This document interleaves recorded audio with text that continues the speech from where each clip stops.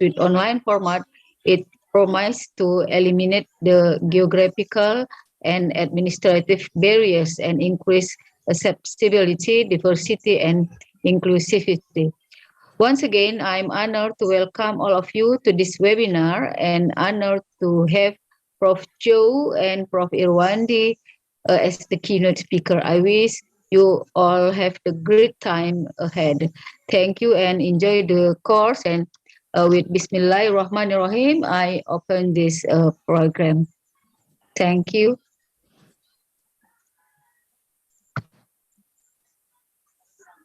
Okay, thank you, Mrs. Taffy, for the welcoming speech. Ladies and gentlemen, honored guests, and all the participants, now our event today has officially opened.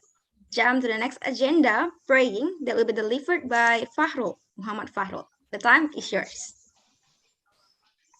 Assalamualaikum warahmatullahi wabarakatuh.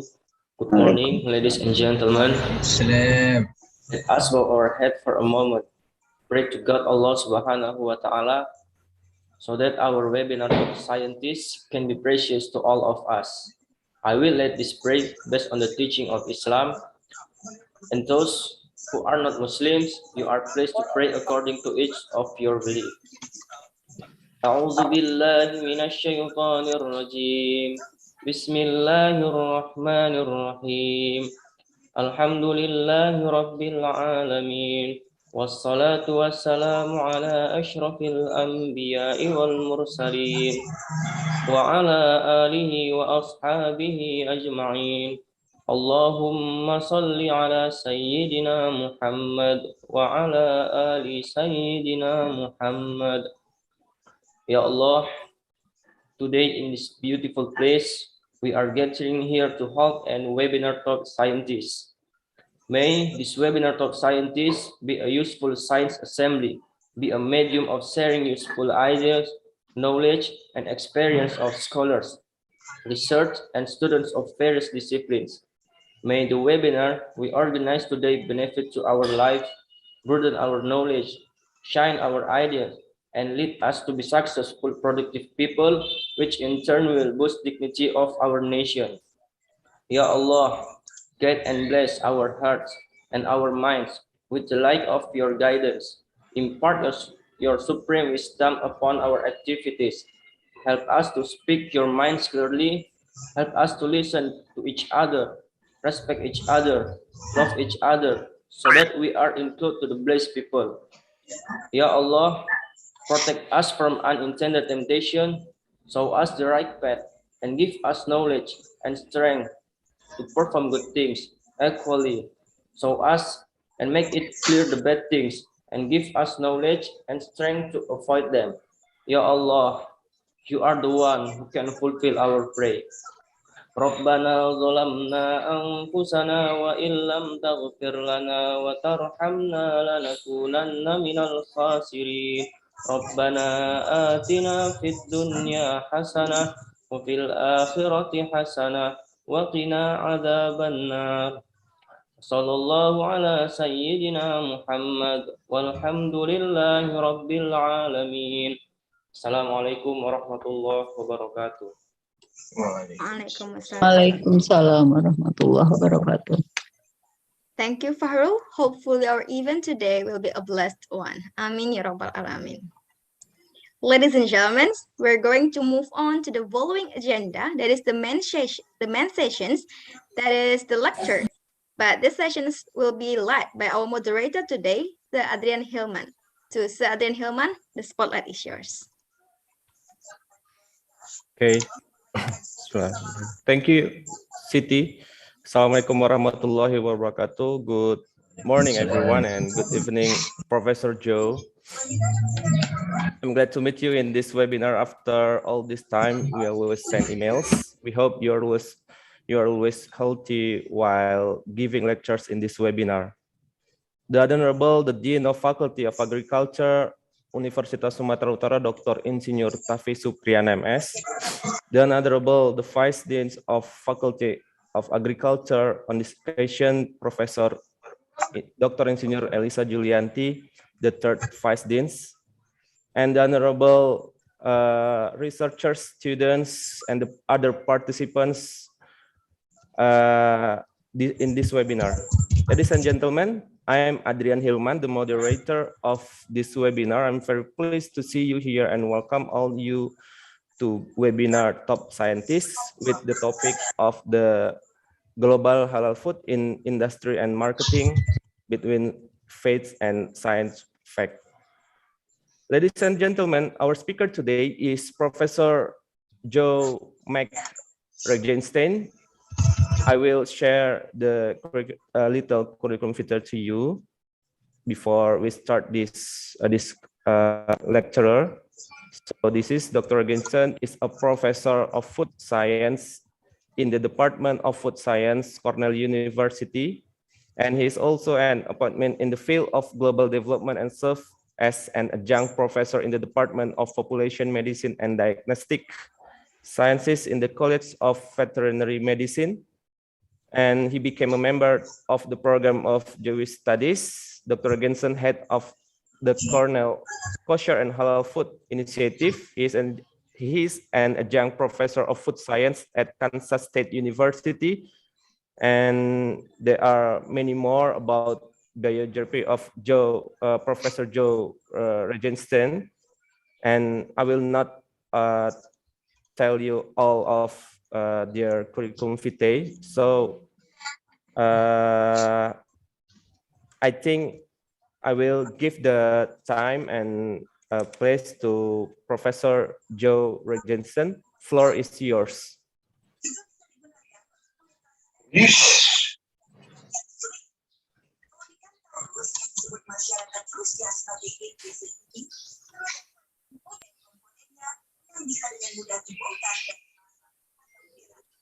Could you unmute the voice?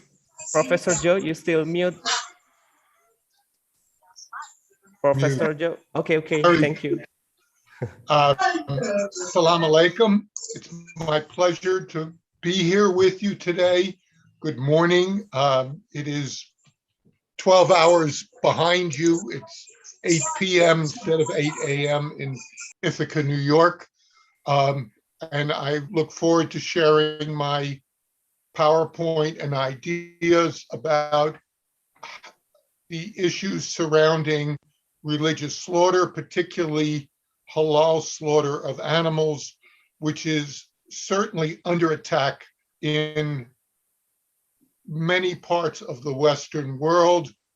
And I know that some of the activities in Indonesia have been also at times a bit controversial. And so what I want to talk about is trying to frame at fairly high level some of the issues in halal slaughter in order to protect Muslims and Jews from these attacks and to allow it to be the potential to be all that it should be in terms of being able to do large-scale slaughter of animals and still do it totally consistent with the rules of halal slaughter and the vision of the Quran of good animal welfare and respect for an animal when you're taking its life. So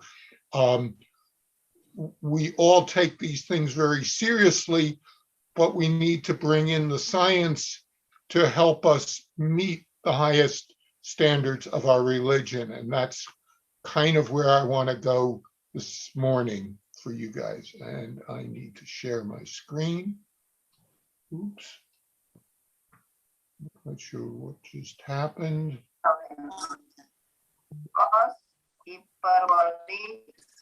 There we go.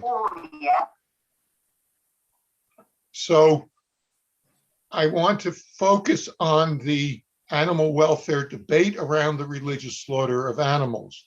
I spend a great deal of my time in this area. I head, as Adrian mentioned, the Cornell Kosher and Halal Food Initiative, which is an academic program. It has done some research. It does a lot of teaching. And a lot of outreach, which we call in America extension, but we work with the industry, we work with the government, and we work and kosher communities. As part of my work, I have been on two important domestic committees. The Food Marketing Institute is the supermarkets in America, and the National Council of Chain Restaurants is McDonald's, Burger King, and the like, which we know globally are active, and they have addressed animal welfare, including to some extent the religious slaughter issues. And I'm currently a member and just came back from a meeting in Chicago over the end of last week of the American Veterinary Medical Association's Humane Slaughter Panel.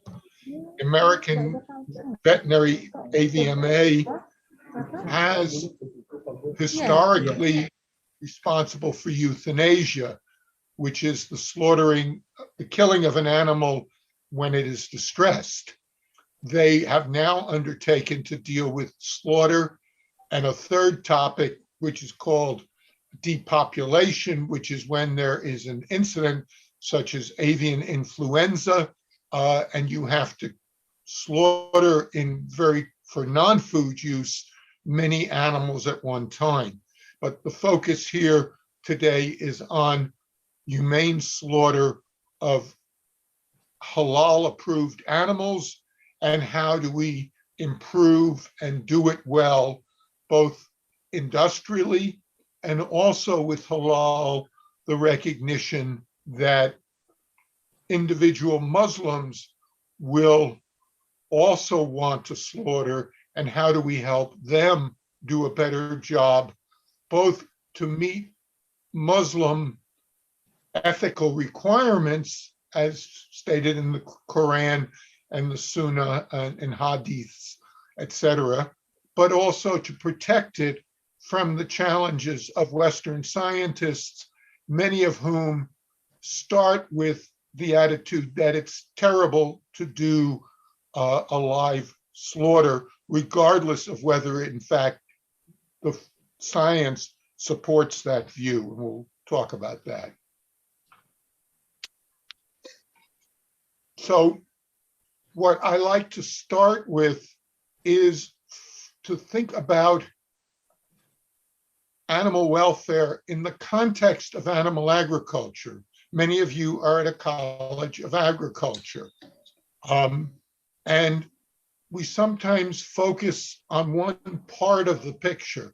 And I want to step back and look at what are really 5 core values. Obviously, animal welfare is very important to me. I started 2 courses on animal welfare, one in which I still continue to teach, and the other where I got other folks to teach it to our veterinary students up in our veterinary college. But just as important are things like public health, the environment and sustainability. We are slowly destroying our planet and we need to pay attention to it. And then too, that students don't always appreciate. Farms have farm workers. Food plants are real people. And we need to consider their safety, their health, and the quality of work. Is it a nice place to work? And students sometimes underestimate the importance of economic efficiency. We live in a world where there are many people, the UN estimates 1 million people, who are essentially food. That means they do not have enough food. And some of that is distribution, but some of it is simply the cost of food. They don't have enough money to buy food. So it is important to have food be economical. So my goal essentially is good food, scientifically, culturally, and religiously appropriate, with fairness to all, which supports community and individuals. We want each of us to be well fed, including our religious requirements, and we also are part of a larger community, and we want, hopefully, our friends, our neighbors, our country to also have as few people who are food insecure. So that is a kind of very high level set of values that I try to represent. So let's jump into the topic of slaughter of animals, which is a critical point for both Muslims and Jews. And is it me or is it want to step back and look at how do non-Muslims kill animals, just again to be sure that we have a framework for talking about this subject. The traditional way, particularly for cattle and large mammals, is what's called the penetrating stunner. It goes through the skull, cracking the skull and interfering with the brain. There is a non-penetrating stunner which just cracks the skull. If the force is properly set, that form is allowed in some Muslim countries for what is reversible stunning prior to halal slaughter. And we will need to discuss the difference between an intervention before the halal slaughter or halal slaughter without such an intervention. Electrical stunning is probably the most common for small animals. So things like sheep and goats would often be electrical stunned, and one can do it either as stun to stun, which again has the potential to be reversible, or we can use stun to kill, which is more common in European use of this technology, but is unacceptable for Muslims. And what you're doing is causing a grand mal epileptic seizure. The US and Europe have different voltages. The US is more likely to be doing reversible stunning, and the Europeans generally are stun to kill. There is gas stunning, which includes vacuum stunning. That's relatively new. It is clear that some of the animals it is used on, it is aversive, meaning the animal reacts negatively. Poultry obviously is potentially of concern if it were to be used in a Muslim country. Obviously, the issue of pigs is not of concern in a Muslim country. But again, my work with the AVMA, we do also have to write up pigs. And then there is what I call unstunned religious and non-religious slaughter. Traditional Muslim slaughter is unstunned and is done according to both best available methods, hopefully, but is serving a religious purpose and has a collection of religious rules that have to be obeyed. There are people, farmers often will use no intervention prior to slaughter, but they're killing the animal in Western countries simply as a way to kill them for meat on farm. So again, we have these techniques. The top pictures show some of the electrical stunners. You have electrodes, and the lower pictures show the two types of stunners. Sometimes the non-penetrating stunner actually has what is called a mushroom head, which is much larger and rounder, like a mushroom cap, on it. Again, it is simply to crack the skull. Why are there such a fuss in Europe and some of the other Western countries?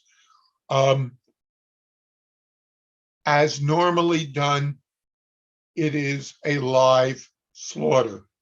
There is no pre-intervention. In the Muslim community, some of the religious leaders, the imams and the mullah, and the scholars have permitted reversible stunning.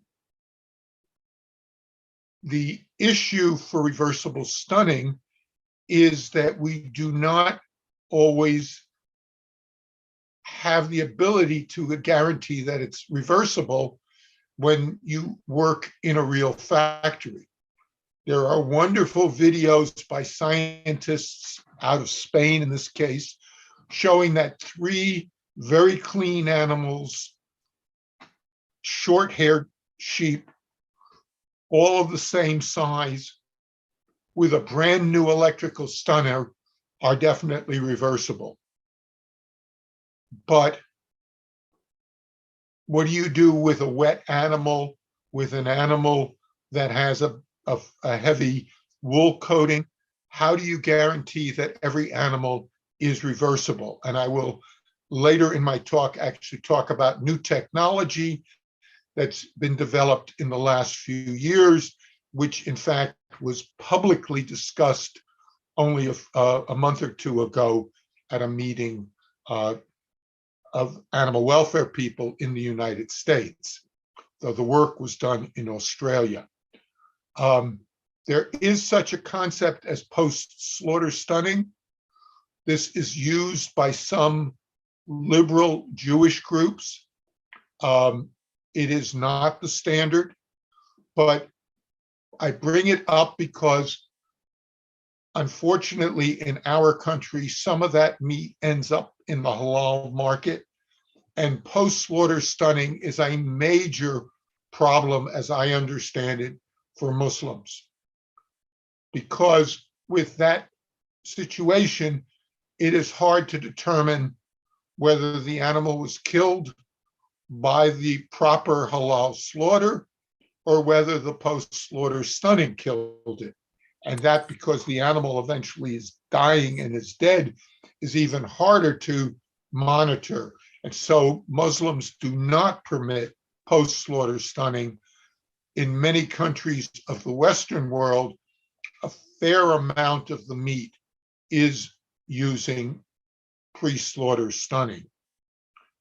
I don't know that I have to remind this audience, but I do, just to be sure that everyone online is recognizes, and I will not be able to cover it in any detail, that Islam has many rules relating to animal welfare and proper slaughter. The two that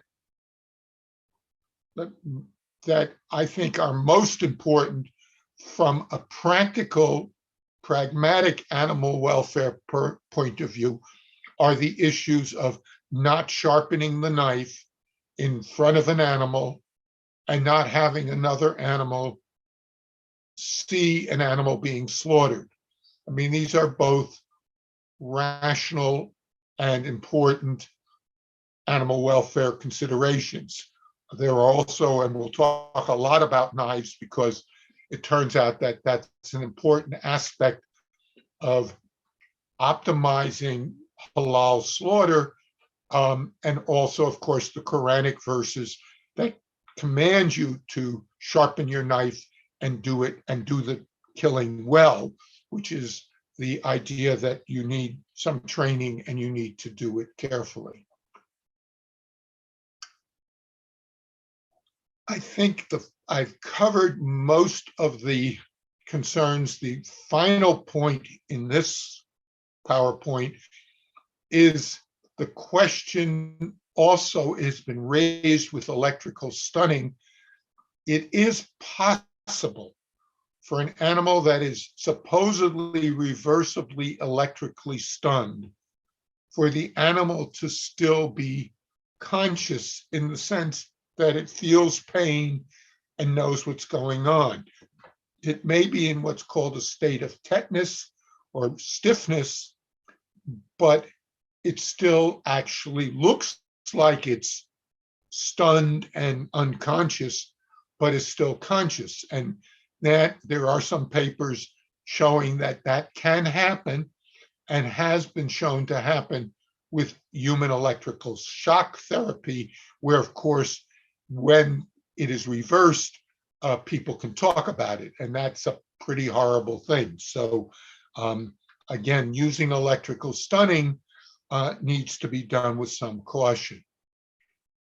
To give a framework of practical industrial practice, as I understand it in some of the countries of the world, for cattle, using the penetrating stunner in a large Western high production factory, they can slaughter 385 animals per hour. Think about that, 385 large cattle per hour. Kosher with post-slaughter stunning can reach 215 animals per hour. The equipment is specifically designed by a woman who is very famous, both in America and around the world. And if you're doing any work in animal welfare, you should get to know the name Temple Grandin. She's an amazing person because she is also truly and completely autistic.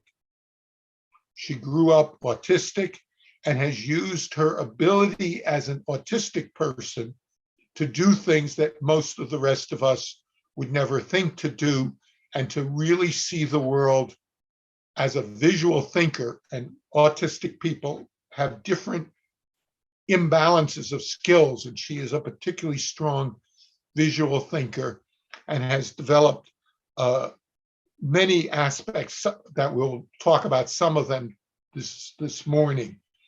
The line speeds of 215 animals per hour are based on the fact that it uses that post-slaughter stunning so that the production can move right along. It also serves a second purpose of preventing the rupture of capillaries in some of the muscle tissue, which decreases the value of the meat, certainly in Western countries. However, proper religious slaughter can get up to 85 animals per hour in a 2-animal revolving box. And by that, I mean, we have equipment where you walk an animal in, it's flipped over because many Muslims want the animal to be upside down when it's killed. Of course, they also want it facing Mecca, but that's a question of aligning the equipment. But as the animal is turning around, the equipment that was the previous animal is now up on top, and you can walk a new animal in while you're slaughtering the other animal. So the head is at one end where the slaughter is, and the entrance is at the other end, and you keep rotating these boxes and can pick up about 85 animals per hour, which is quite different than the high production systems. With a single box, you can get essentially in a revolving or upright system, 50 to 55 animals per hour.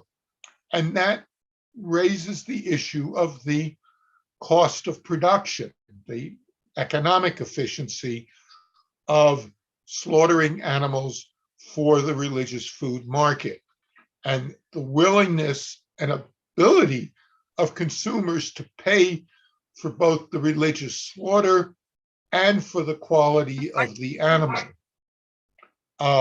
There is a process that uses the equipment in most other meat plants, which is called shackling and hoisting. It mainly puts a chain around the leg of the hind leg of an animal, and then you pull the animal into the air while it's hanging by 1 foot. Now, when the animal is dead, that's perfectly reasonable. The equipment is there and people have used it for killing animals for halal and kosher. That, certainly for cattle, is absolutely unacceptable, because an animal that's 1,000 pounds, 450, 500 kilograms, excuse me, I should stay in the metric system, Yes. is really, really stressful for the animal and relatively dangerous for the slaughterman. Mm. It's used for sheep at times. We're looking, and I'll show you an example of how we at small scale have addressed that. It's also not particularly appropriate for sheep, but is probably not as bad as doing it for cattle. And of course, getting the animal to the point of slaughter is something that Temple Grandin has worked a great deal on. There's a great deal of literature on how to do it so the animal is calm going into the slaughter system. One of the ways for sheep, which I know are also popular in Indonesia, is something called a V constrainer. It's 2 V belts where you walk the animal into the V, and then it goes up a gradient usually, and it takes the animal's feet off the ground. And one of the points I'll make a few times is, if an animal is properly supported with either Temple's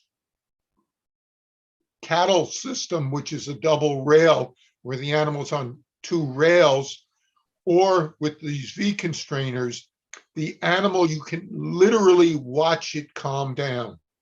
It is an amazing thing to see that with the right equipment, the animal goes into slaughter calmly, which is a goal scientifically for meat quality and for animal welfare, but is also consistent with the religious requirements of respect for the animal. Okay, excuse me, Professor Joe.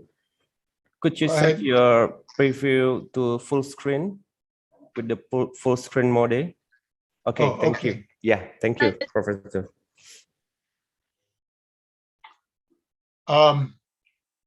So we in the United States have eliminated shackling and hoisting. Latin America, which is Central and South America, are now using restraining boxes. They only in very recent times have they switched from shackling and hoisting, which was really quite unsatisfactory and very, very stressful to the animals.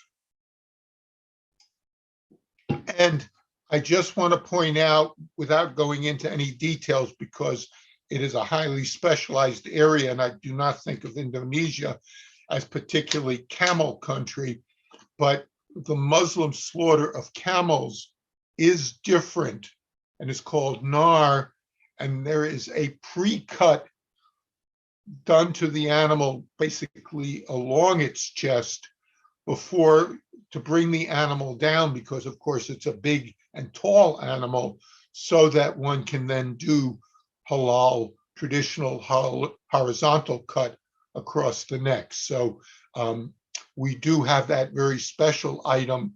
It came up this last week in the meeting of the veterinary group, and I've been tasked with learning more about it. I know some, and I've seen video, but I need to put it into some language, written language.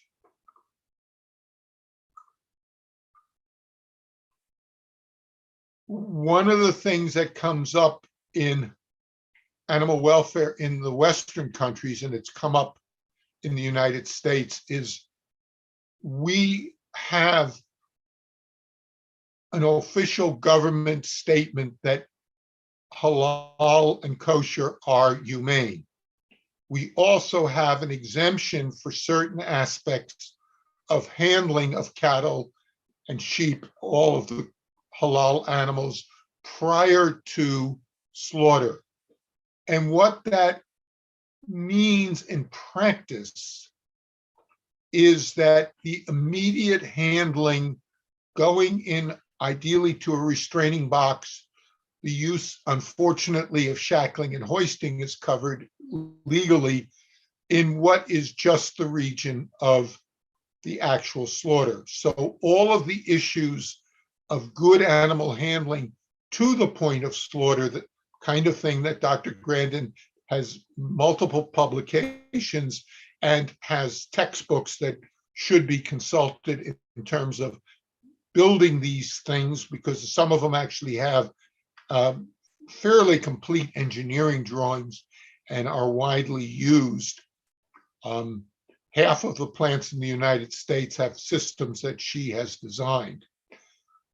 And what you're looking for in religious slaughter is that the animal must be unconscious and have lost reflexes, which I call insensibility. And I'll define that much more carefully in one or either the next or one of the subsequent slides.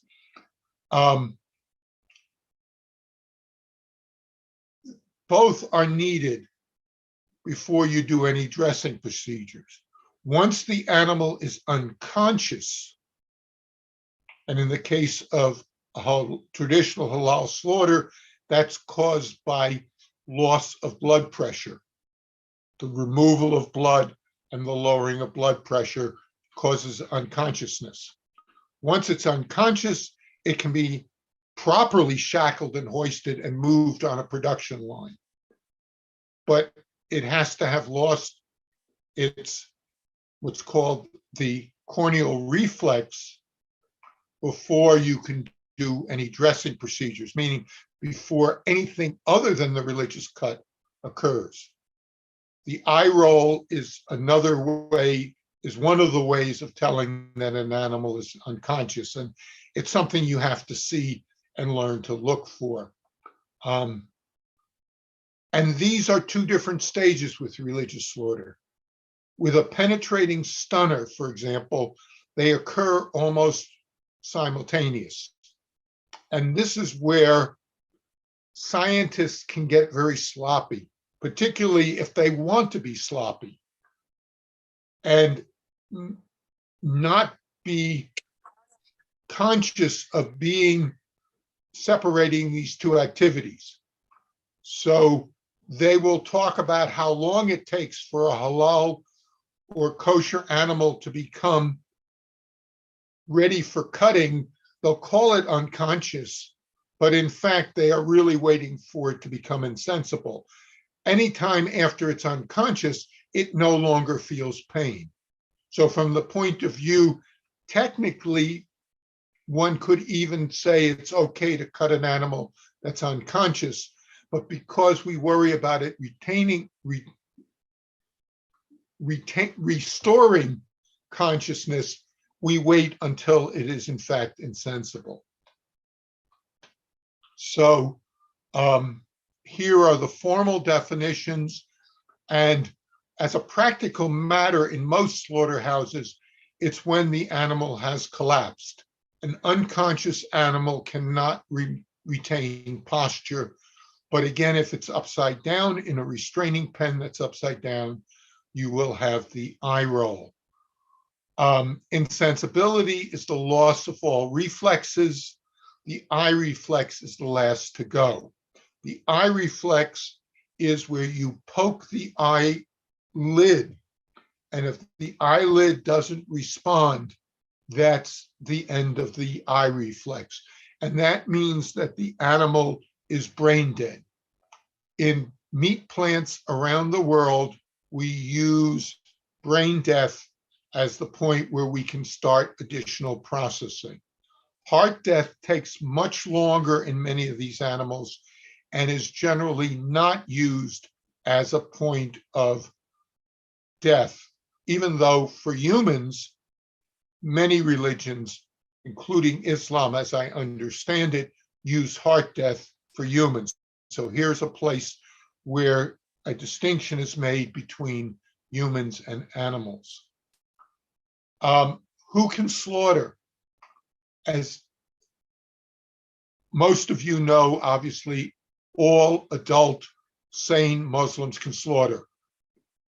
And that means we have a lot of people in the world who are technically, as Muslims, permitted to slaughter. In Judaism, only a trained Jewish male can slaughter. And that person is called a shochet.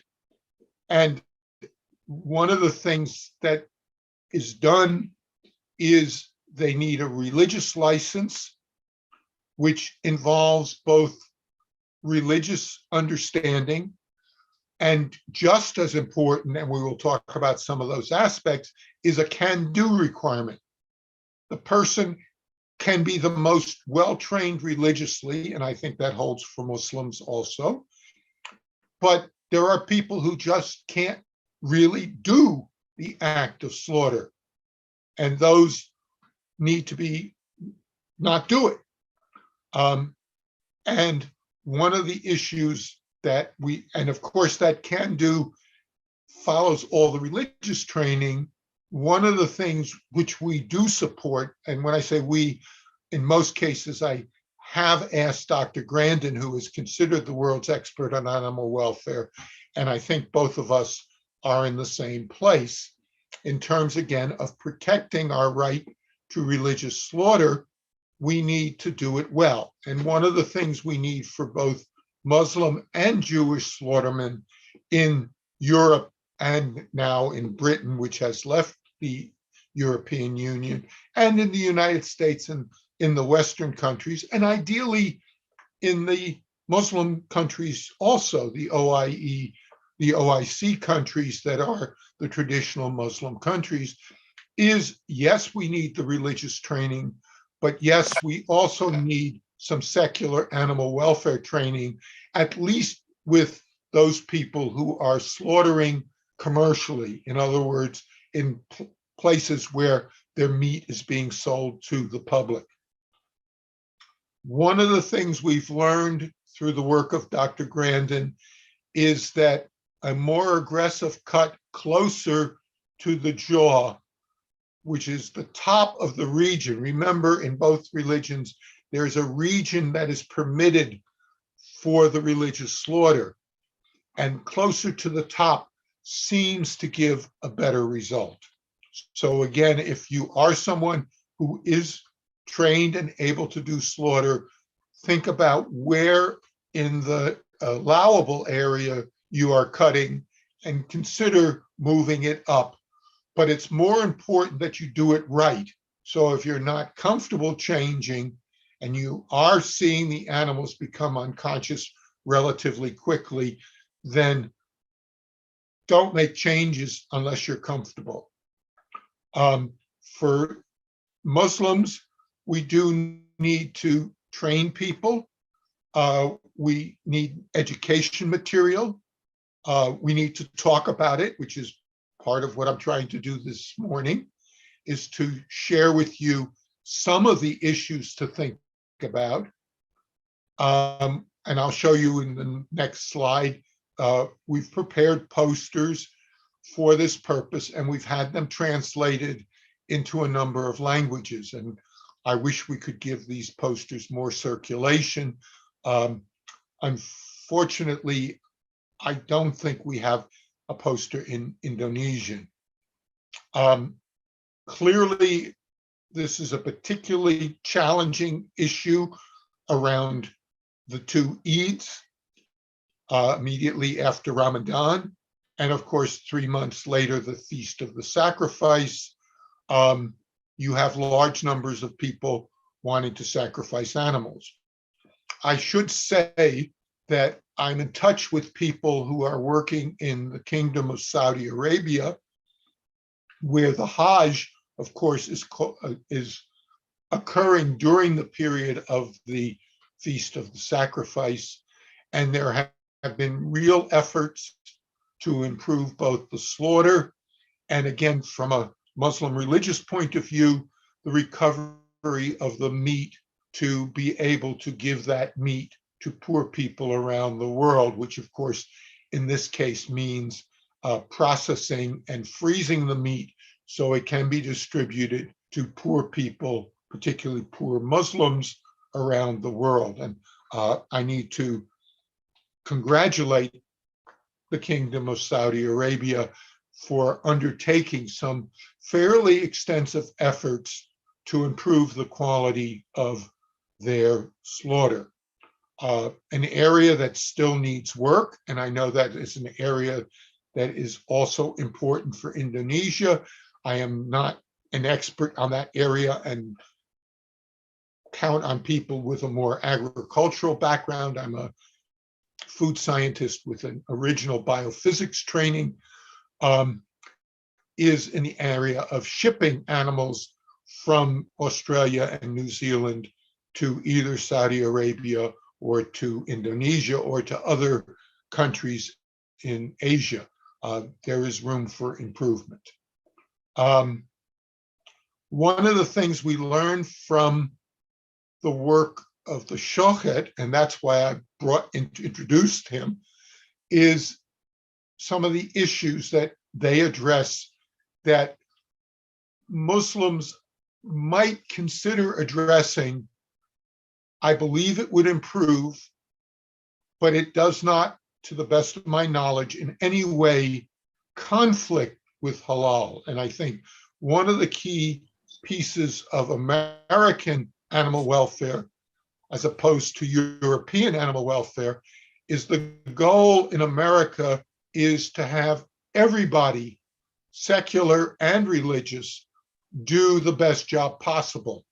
And so our role as scientists is to work with the slaughter system to make it work, not to be scientific cops to tell religious people they're doing it wrong, they shouldn't be doing it, or to slant our data to prove that religious slaughter doesn't work. So one of the areas that the Shochets, which is particularly important for sheep, is they do actually check the neck of the animal to be sure it is clean and will not harm their knife. They, as we will see, go to extra effort to sharpen their knives, and I want to talk about that, but they also then protect the knife. And the other thing I've seen in fact, in a halal plant, is that the animal, particularly sheep, were shaved right around the neck, so that again, the knife is not cutting through stones or other or clumped wool that is not good for the knife. The New Zealanders have developed equipment to do this mechanically, and that may be beneficial in larger operations. It clearly is too expensive for small operations, but it does suggest that even in small plants, some thought about cleaning the neck before the animal is slaughtered might improve and keep the knife sharp. And again, one of the things we've learned is important is the slaughterman should not be rushed. To do a good job, they need to work at their own pace. Now, if somebody is particularly slow, they may need to be trained a little better. The company may need to work with them kind of offline, but during processing, they need to keep their concentration and they need to be able to work at their own pace. And to expect all the slaughtermen, where there may be multiple slaughtermen, to all work at the same pace of the fastest one is wrong and needs to be addressed by management. Here is the poster. This happens to be Persian. It has a couple of parts. One is handling the live animal. Again, when you're handling an individual animal, that's important to do that well. Then we talk about the actual cutting, and we have, and I will come back, we have actually upgraded what knife we would like to suggest, though this is a reasonable one for a small scale slaughter. And we will talk a little bit about a pen for getting the double rail and calming effect. And in some of the Western countries, we've had problems with the internal organs, which we call the offal, OFFAL in English. And so we have designed composting systems that are workable by people who might be slaughtering one or two animals in their own home area, particularly in areas where there are non-Muslims who may have pet dogs who bring in the offal into the house if it's just thrown away, which may work where you have lots of feral dogs, but it doesn't work where people have pet dogs and don't expect to see sheep in innards coming into their home. So this is a special knife we've been working on for sheep and goats. It has a couple of important features. One, you'll notice the blade is perfectly straight. Work by Dr. Grandin and others has shown that such a very straight knife actually allows the slaughter person to do a better job. The length of that knife is twice the width of the neck, roughly speaking. For sheep and goats, it's about 12 inches. For cattle, it's 16 to 18 inches. It's a really long, straight knife that allows you to do a very straightforward horizontal cut. And it also has some design features at this end. It's ergometric, which is something we need more work on. For industrial purposes, you need to have a knife that is easy to handle. And because this is hopefully an extremely sharp knife, we do have a little bit of a knife protector to protect the hand. So this is what is actually recommended. And there's two reasons. One, for the actual slaughter, it seems to be beneficial to get a good halal cut. And two, it is actually easier to maintain sharpness along its length. And we'll talk about that shortly. This is the pen I keep talking about. This was built in conjunction with Dr. Grandin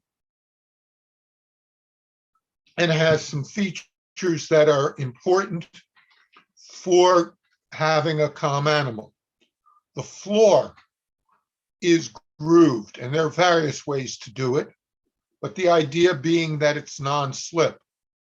And one of the things one wants to do whenever one is handling animals on non-soil ground systems is to have a non-slip floor.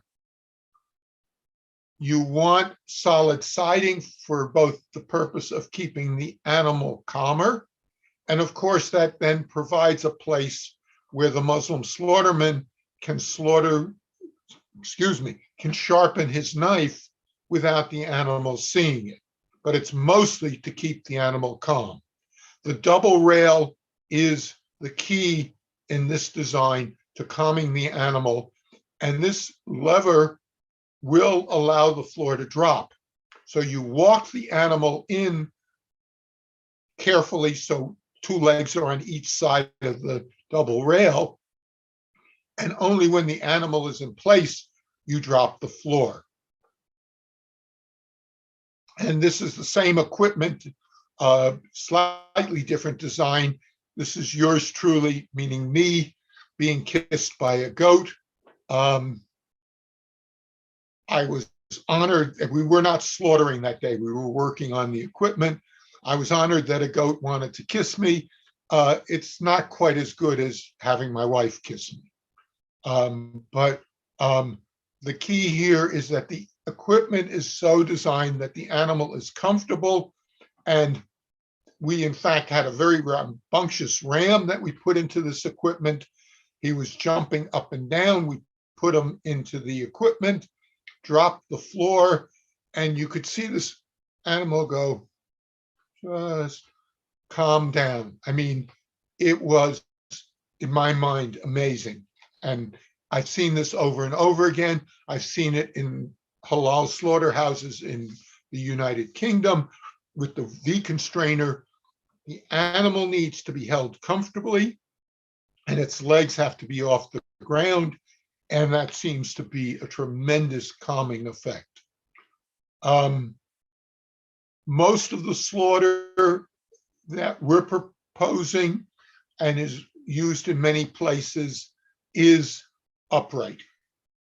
As you saw in the system here in small scale, upright, but it is also upside down.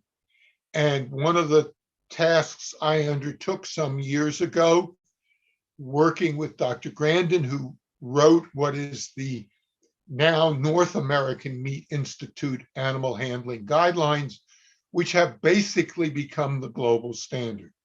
They are used at this point as the animal welfare guidelines by McDonald's, Burger King, Wendy's, KFC, all of the large international fast food places all are committed to working to get these recommendations put into place around the world. Nowhere's in those was there room for either kosher or halal upside down slaughter. Now, it's very clear from working with the Muslim community and the Jewish community that there are those who really feel it is important that the animal be upside down at the time of slaughter. And so I went to bat on that topic. And again, in America, we were successful because the argument that won the day was that if we accommodate the religious needs, they will at least discuss and hopefully accommodate our animal welfare requirements, the secular animal welfare requirements.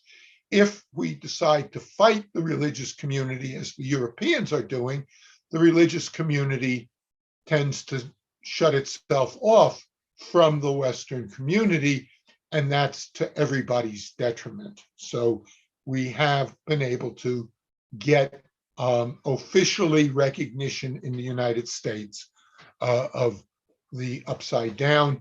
And a lot of these documents can be found on Dr. Grandin's website, which has a section on what she calls religious ritual slaughter. I prefer the term religious slaughter. In those standards, they have something called vocalization. And that's something you don't have to be an expert on. But when you're working around cattle, and this is specifically worked out well for cattle, you will hear some mooing, but you should not be hearing mooing from every animal. Under normal circumstances of moving animals past some checkpoint, you will have about 3% of the animals will just moo relatively spontaneously. If more than 3% of the animals are mooing, there's something wrong. Now, because the restraining equipment for religious slaughter, for halal slaughter, involves getting the animal into that restrainer, which takes a little bit of effort, and you need to get your lighting just right. Animals want to go from dark to light, but you don't want light in their eyes. They won't go into the equipment. So you need an overhead light that makes the area where the head's supposed to go bright, but not shining in the animal's eyes. And that's the kind of detail Dr. Grandin has taught us. And that's part of doing a good religious slaughter. But she gives us a little extra leeway and allows 5%. But if you have 20 or 30% of your animals mooing, you're doing something wrong. It's a very quick and easy way to look at your system. for cattle. Why do I keep emphasizing cattle? Sheep, and I believe goats, do not vocalize. They are the ultimate prey animal. They do not want to show the predator that they are hurt in any way. And so they won't make noise relating to their stress level. Cattle will. And that was essentially Dr. Grandin's PhD thesis, for which she was teed about her mooing score. But it turns out that vocalization is truly an important measurement of how cattle are doing. Another issue is if the animal after cutting does not become unconscious and does not become insensible in a reasonable period of time, there should be an alternate way to put the animal down, even if you lose its halal status. The number that we use for cattle is in the range of 40 to 50 seconds. An animal is not unconscious in 40 seconds, it probably should be stunned. And it may no longer be halal because, in fact, it is the stunning that is probably killing the animal. For sheep, it's closer to 30 seconds. In some countries, you cannot even move the animal for 30 seconds for sheep. In Britain, I believe it's 20 seconds. You have to wait after slaughter of a live animal to give it time to bleed out and become unconscious. So let's talk about the knife.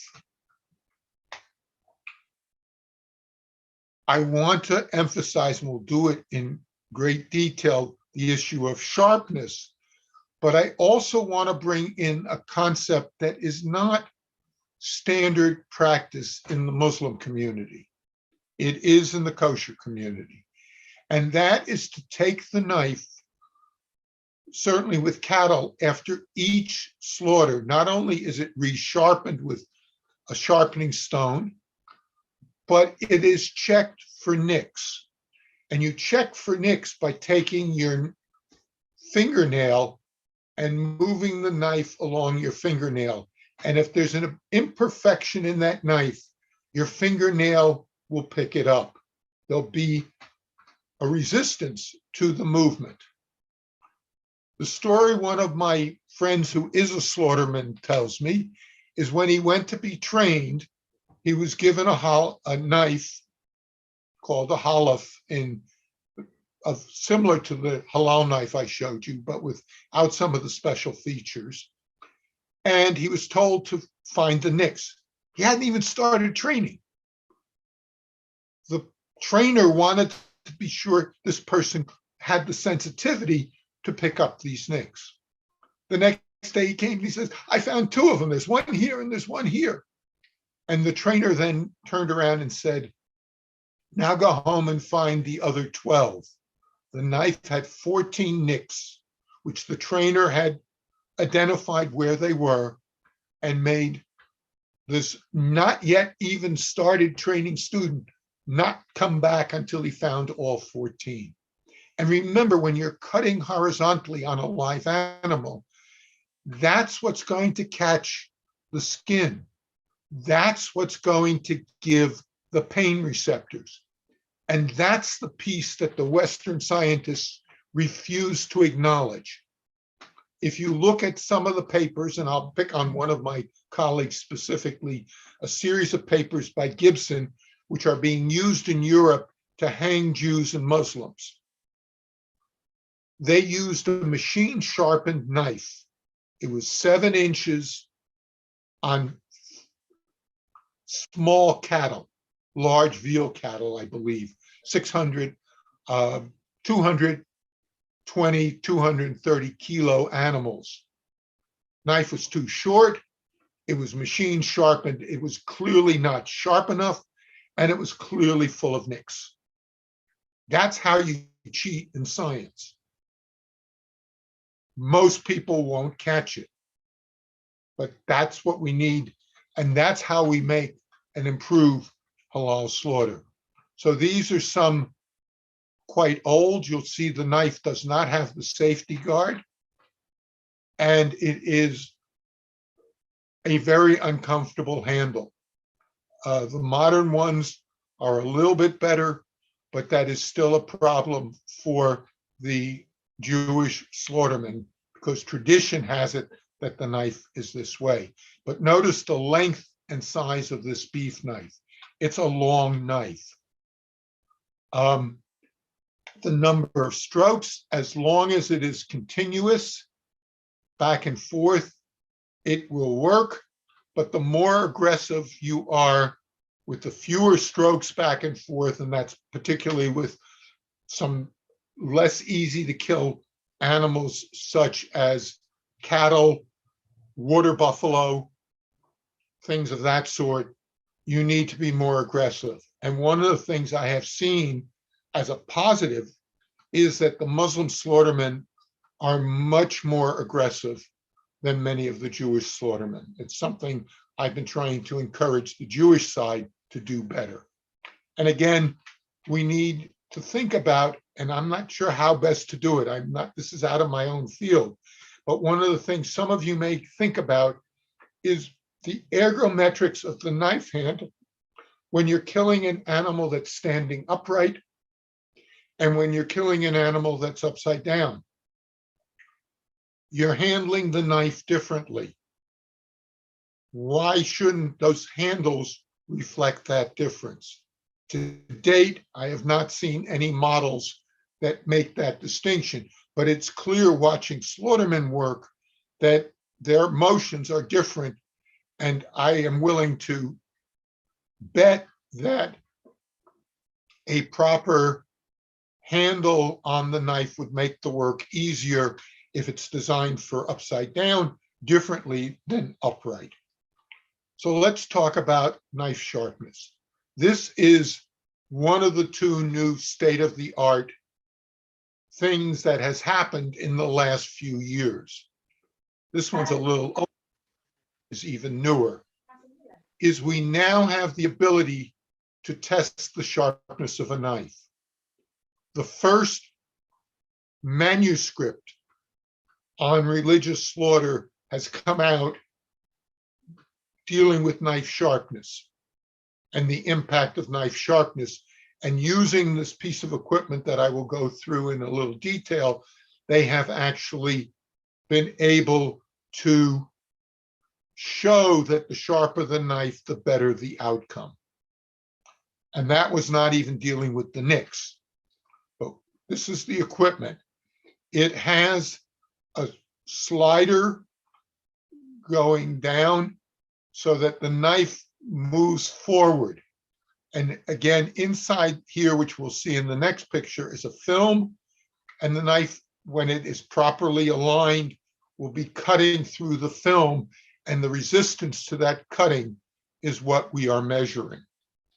So here you see a more useful picture. The knife, as it comes down, cuts this tape, and the force of cutting will be reflected in the results. This is one of the reasons why you don't want a curved knife. This is the pattern for the length of the knife. You'll notice two things, that at the two ends, it's not as sharp as in the middle. Human nature in particular tends to sharpen this part, which is important, but this part and this part of the knife are also used often in slaughter. And the other thing, which we'll see in more detail in the next slide, is that the trace is very noisy. So let's go to, that was a slide prepared by the company. This is a slide prepared from data that we did at Cornell about now 6 years ago. This is the knife I showed you the picture. It had not been sharpened intentionally. It had come to me as a gift, and I just let it be because I didn't know what I wanted to do with it. And this workshop allowed me to deal with it. At this workshop, we had a trained shochet. This was his knife. Because the knife is so long, the equipment didn't work well at the two ends. So the two ends are what we call end effects. Ignore it. It is not properly done. But you'll notice that the knife is, generally speaking, pretty sharp. Again, there is some gradient here. And notice that the line is pretty smooth. We then asked the person, the shochet, to take this knife and sharpen it. We had asked him to bring along his whetstones. In sharpening these knives, they use 3 or 4 different whetstones. The final one is a diamond embedded whetstone for the final smoothing of the knife. It is a real skill to sharpen such a knife. We have gotten an okay to do some videoing. We haven't had a chance to actually do it. One of my goals is to video one of these really expert knife sharpeners to teach knife sharpening. After about 25 minutes of sharpening this one knife, we said it's almost lunchtime. We need to finish up because, in fact, the company had loaned us the equipment, but the owner of the company had to go that afternoon, take that equipment to deliver it to the customer. In a sense, we were given a pre-test of the equipment. And after 25 minutes of sharpening, this is the knife. He said, "I'm not done." And you'll notice the knife is much sharper. It's certainly in the sharp range now. It is much less noisy, but it is still noisy because he did not have time to be sure that all the nicks were removed. So part of this is that the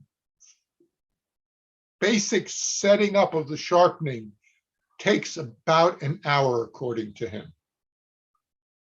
It needs to really be done very carefully. You can understand why they then want to protect that knife from hitting the bone, which is prohibited in both Islam and Judaism, and why they don't want to go through fur or a rock or anything like that. And so the hope is that we work with Muslim Slaughtermen to give us this kind of sharpness. Okay. What are the challenges? I have been looking for a company to make these knives at a reasonable cost for the Muslim community. They are the ones that are used by the Jewish slaughtermen are extremely expensive. An average slaughterman needs to have 2 or 3 knives. So we need to come up with a company willing to make these knives at a reasonable cost. The knife I showed you was done by a company at a reasonable cost. However, the company went out of business. We need to make the Inago testing instrument certainly part of training and probably some spot checking.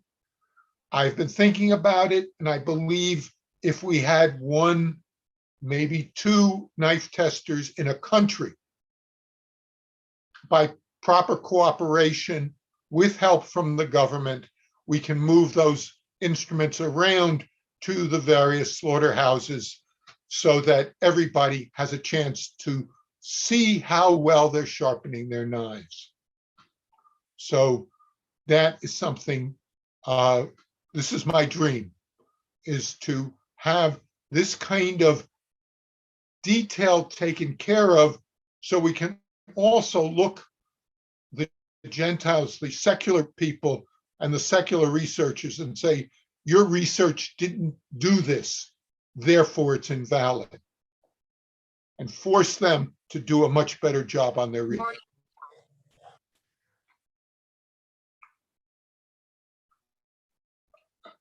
I don't know, they just said recording stopped. I'm planning to continue, or does somebody need to restart the recording?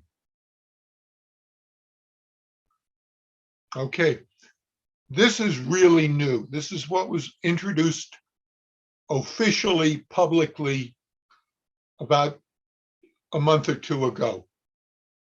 It is a new technique for those, particularly in the Muslim community, who want to be assured that any intervention before the cut is reversible. It's a technology called fainting. The people in Australia have figured, this is from Australia, notice down under, which has a lot of animal agriculture focused on slaughter, either in their own country or by shipping animals to other countries, has put and done a great deal of the research on religious slaughter. Most of the time, fairly well done. So what is fainting? It's a new technology using induction. It's essentially microwave, and its formal scientific name is diathermic syncope, for truly reversible unconsciousness that they have shown is close to 100% reversible. They would claim 100% reversibility,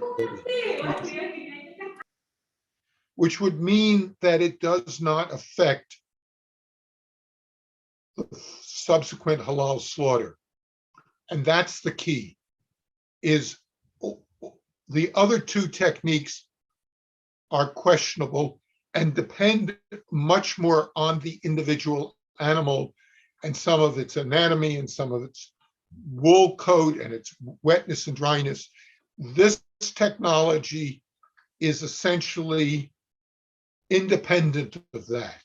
And what it looks like is what you're doing is heating the brain by putting in what is essentially microwave energy. If you heat the brain of, and this is cattle data, it may need some adjusting for other animals. If you heat the cattle to 43 degrees Celsius, it will faint. If you keep the heating to under 50 degrees Celsius, the animal is reversible and the brain remains undamaged.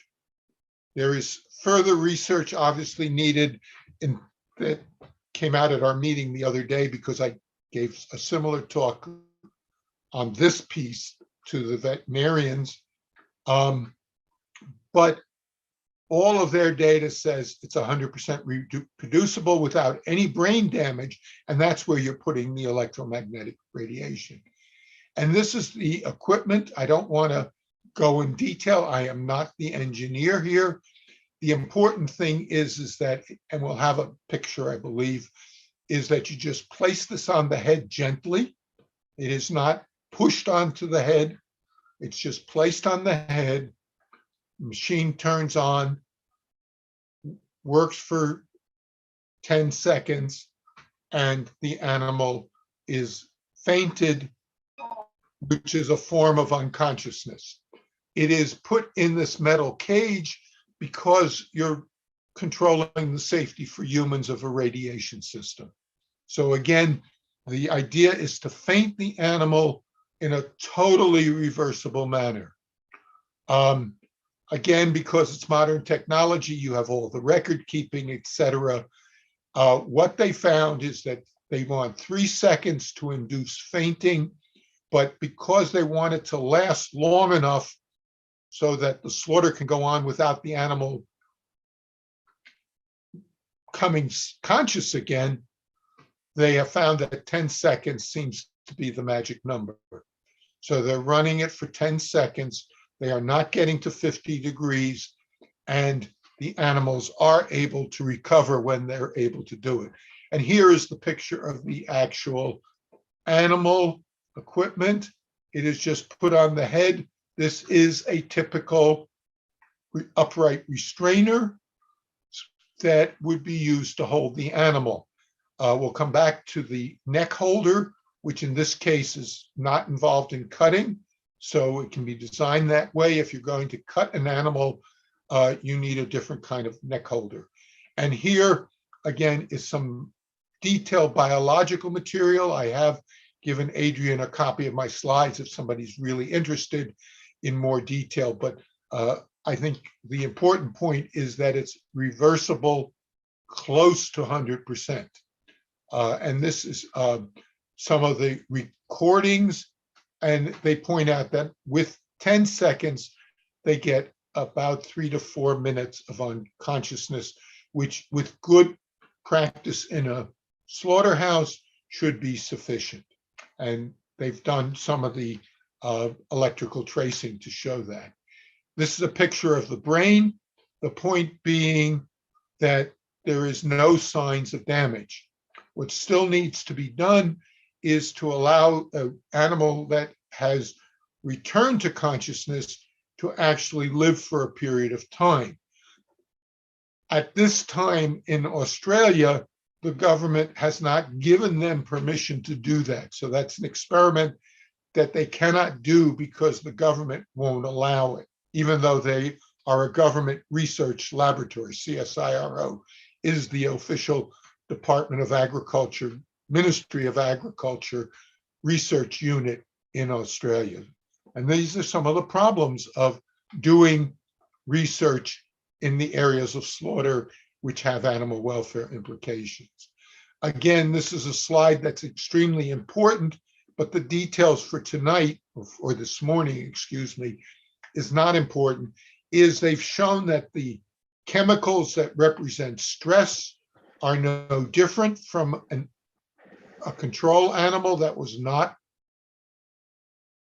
made unconscious, was not fainted, and that the meat issues, the meat quality issues, which is something I work with, but it's not important for today's talk, all are where they should be. And the issue of blood speckling, which I call blood spots, also doesn't occur. So to the best of the work they've done, this animal, either as a meat animal or in terms of its welfare, shows no signs of negative impact of the actual fainting, which is, in the case of the chemicals, was done while the animal was fainting. A few words about the head holder. It serves two purposes. It is to prevent any movement of the head, which helps the slaughter person do a better job. And it, if designed correctly, allows the slaughterman to access the neck without interference. Once the cut is done, then especially for upright, where the head is being held up by the head holder, you don't want the head to fall down because it will cut off the flowing of the blood, which is the critical step in religious slaughter, is to get maximum bleed out because the blood needs to be removed religiously, and you want the animal to be able to do this. And again, the fact that the heart is pumping is consistent with Muslim thinking. So this is the head holder as designed for actual slaughter.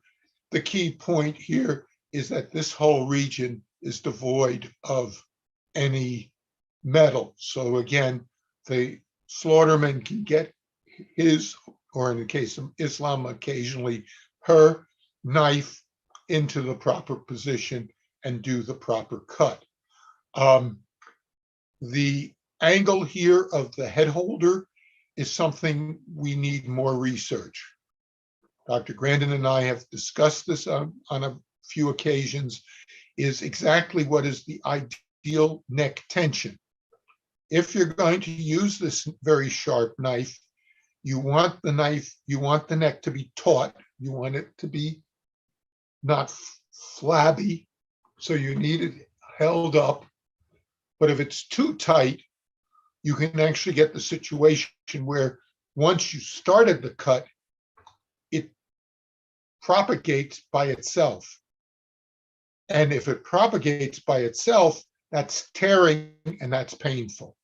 So again, it's the attention to detail that is so important in getting both management and the slaughter people to pay attention to some of these things and set it up to optimize it from the point of view of the animal.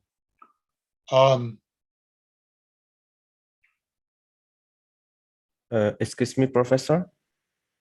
Yeah. Yeah, we only have 5 minutes more to finish your slide presentation. Okay, I will. Because we will deliver to the Q&A session for next. Okay. Thank you. Thank you.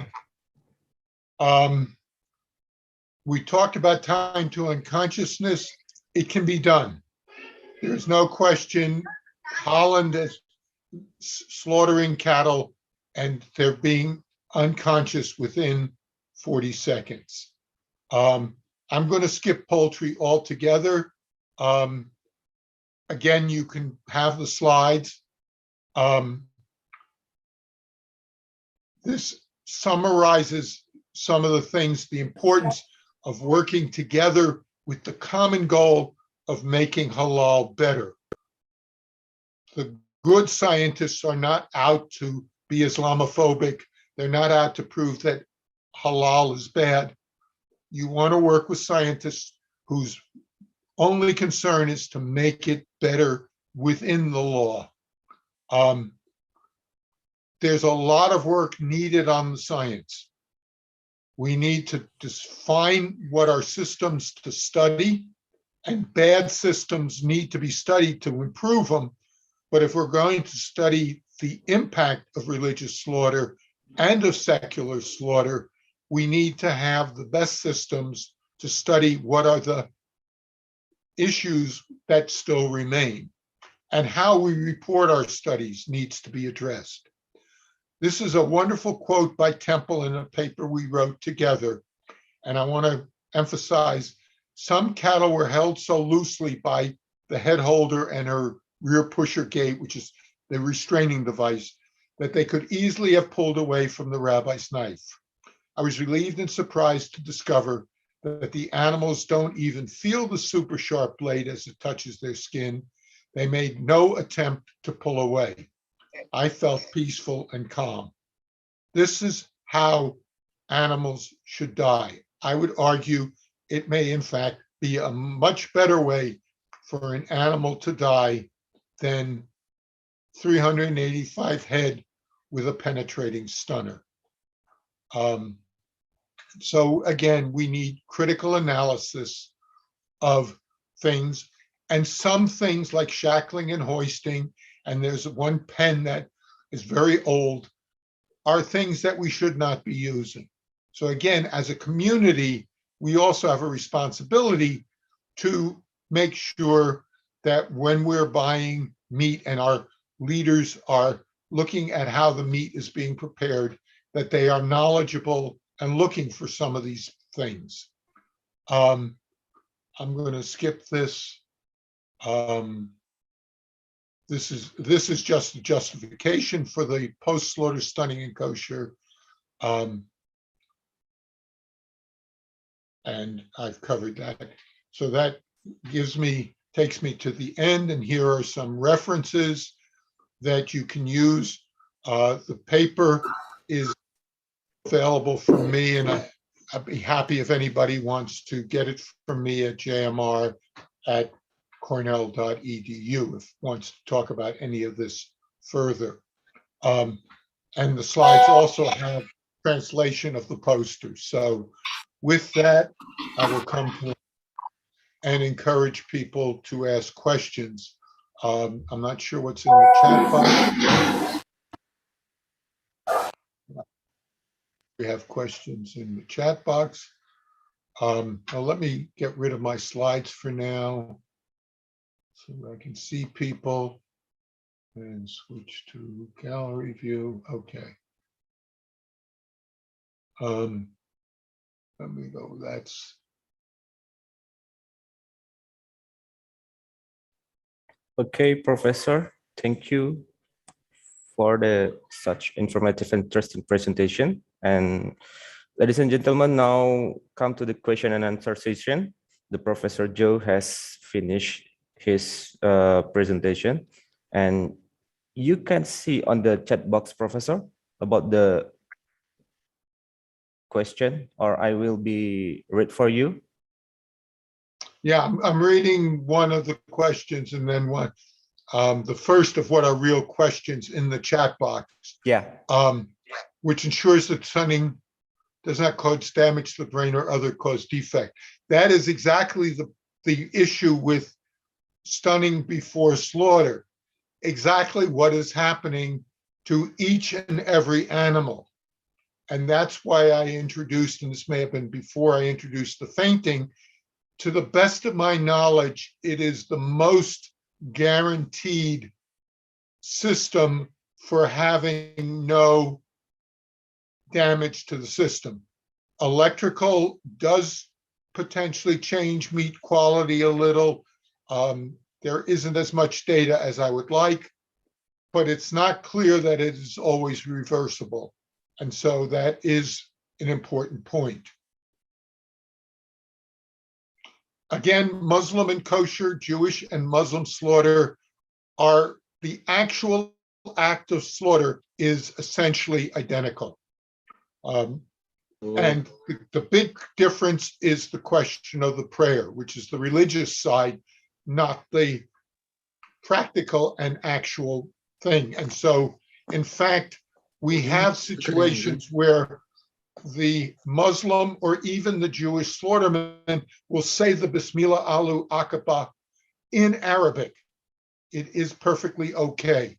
In other cases, a Muslim will be holding the shoulder of the slaughterman on the non-knife side and saying the prayer at the same time. For Judaism, it has to be a man. For Islam, it can be a male or female.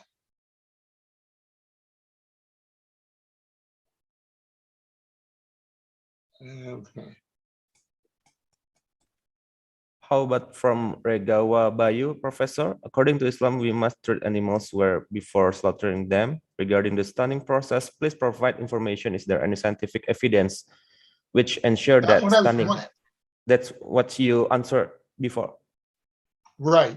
Right. This is a question about the time. There's a question from RB again. Please inform how long the animal's still alive after the slaughter.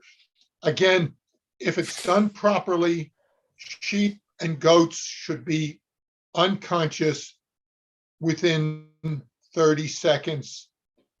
Cattle should be unconscious within 40 to 50 seconds. Okay. So that's the answer to that. I think I've covered that.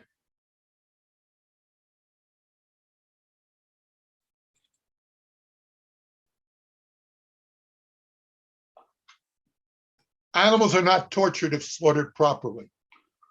Animal agriculture has important roles. The alternate plant-based products, I've tasted them, and I've tasted what are supposedly the two best. They are not hamburger. They are not beef. They are better than some of the other plant-based products. Their nutritional value is not the same. They are high in salt, and somebody who's had a heart attack, I watch my salt. These things are much higher in salt. They are much more uniform in texture than real meat. They are not meat. They are good products. They have a role in people's diet, but animal agriculture, animals have important roles. And that's a talk I give on why I love factory farming. Two important points. A third of our agricultural land is pasture. If you're going to have pasture, how are you going to use it if you don't have animals to convert it into human food? Most of us do not want to eat grass. And if we start processing it with chemicals, we're going to do more harm to the environment than the cattle or the sheep. Secondly, we process a lot of plants. How much of the plant do we use for human food? What do we do with everything else? Those are the materials that we can feed to cattle. To raise feed specifically for cattle or sheep could be debated, but using pasture and putting up forage and using all the byproducts, rice hulls, wheat chaff, corn cobs, all of the other pieces of plant agriculture, the most valuable use is animal feed if it's not going to be used by humans. So again, these products are fine. We use them in our house. They're fine. They are not a replacement for meat, and there's not the possibility of actually replacing animals in terms of doing things that are important. NAR is only used for camels, I believe, or as a practical matter. Otherwise, it's the horizontal cut across the neck. It is not something that is done with other animals. It's a unique aspect of slaughtering camels as halal. And those are the written questions as of this moment. Happy to take some oral questions if people would like to ask an oral question.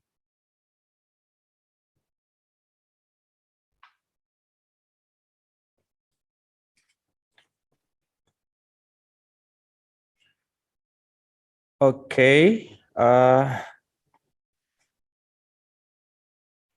We call for the participants who want to ask to the Professor Regenstein. Please raise hands or open your mic. We still have at least for 15 minutes more to discuss.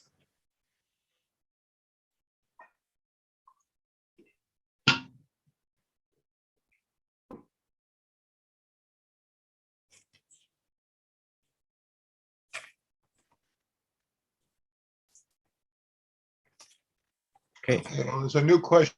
New question, Professor. Chat. Yeah, Mr. Okay, a more specific question about blood loss. Fainting at this point has not been studied quantitatively. That is an important point. However, there's an important paper that came out of the UK that was done in a halal slaughterhouse where the student who did the research was the son of the owner of the plant, which meant they could really do the research well. And what they did is looked at 3 different ways of slaughtering sheep. 2 of them were secular, and 1 was a very good, I've been in the plant, a very good halal slaughter. And they were able to measure the blood loss from all 3 methods. And it turns out the blood loss was essentially the same. So whether it appears that even if the heart stops, in actuality, the amount of blood loss doesn't change. According to Islamic tradition, you want the heart to be beating. And so part of the way animals are slaughtered and part of the issues with stunned slaughter, reversible stunning, is that the heart is still pumping. Certainly in the fainting, there is no question that the heart is still pumping. The whole point is that the animal is unconscious. And given all the other data, including the fact that it actually, even with secular, there's really not a measurable difference. I am fairly comfortable, though I'd like to see the work done, that the amount of blood that will be removed will be identical to what it is with any other religious way of doing the slaughter. What's interesting, and people should be aware, that in any of these slaughters, the amount of blood removed in terms of the total amount of blood is really very close to 50%. The amount of blood that remains in an animal is about 50% of its original blood. And that holds for essentially all methods of slaughter.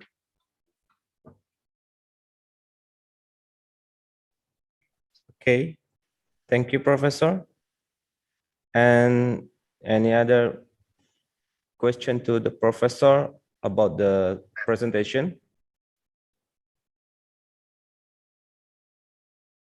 Or maybe, Professor, I want to ask you about the method of slaughter in animal, because in Islam we must to pray to God, to Allah, and says Bismillah. Is that any provide the research? Do you have before proof that the quality of the meat with the Islam slaughter is better than other mechanism or method? I know that there is a belief in the Muslim community that I want to be respectful of, that the prayer itself is heard by the animal and does good things. I have looked at, there is no evidence when Muslim slaughter is done in Western countries that there is any difference. I have seen research that claims there is a difference. Just as I'm critical of research by the secular authorities, when I read the research that was done in this area, I find it monumentally unconvincing. I have been in the slaughterhouse. I've spent a fair bit of time in slaughterhouses doing halal, both in the United States, United Kingdom, and I've watched the animals, and I'm not convinced that anything changes with the saying of the prayer. I think the prayer is important, and one of the things that does need to be done is the prayers need to be said properly. Unfortunately, we do have operations where the prayer is said by a tape recorder. We have one operation which I consider unethical, where the Muslim drives past the plant in the morning before they turn on the equipment for poultry. This would be a poultry plant, and says the prayer once as he drives by. The equipment is turned on, and at the end of the day, after the equipment is turned off, he drives by and says the prayer again. That obviously is inappropriate. But even for when the slaughtermen say the prayer at the time of slaughter, I don't believe that the animal reacts to it in any way. Okay. And there's some new material in the chat. Yeah.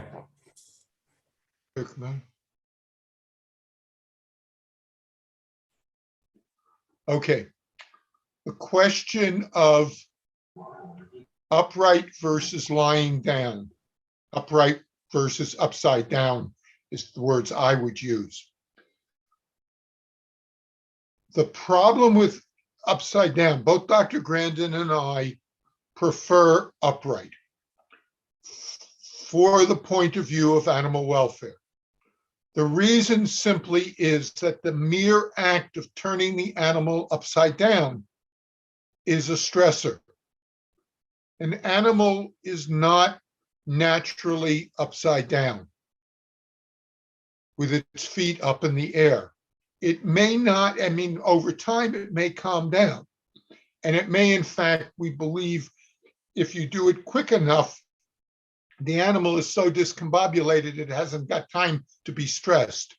But turning upside down is a stressful move.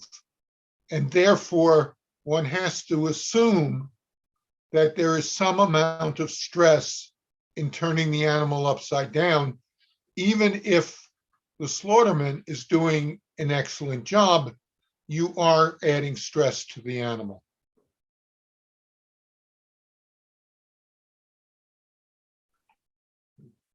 Okay, thank you, Professor Regency. Are you get the point, Mr. Regawa Bayu Pamungkas? Okay, thank you. Is there anyone to ask the question for the slide? Please raise hands or open your mic. You can ask directly to Professor Regenstein before we close the first session this morning. Is there anyone? People are shy. I think I am very pleased at the number of questions that came in on the chat box. I have given talks in other countries where I can't even get anybody to ask a question in the chat box. So as a group, you get a very good grade for lots of good, appropriate questions. okay. Is there anyone for the last person to ask to Professor Regenstein, please?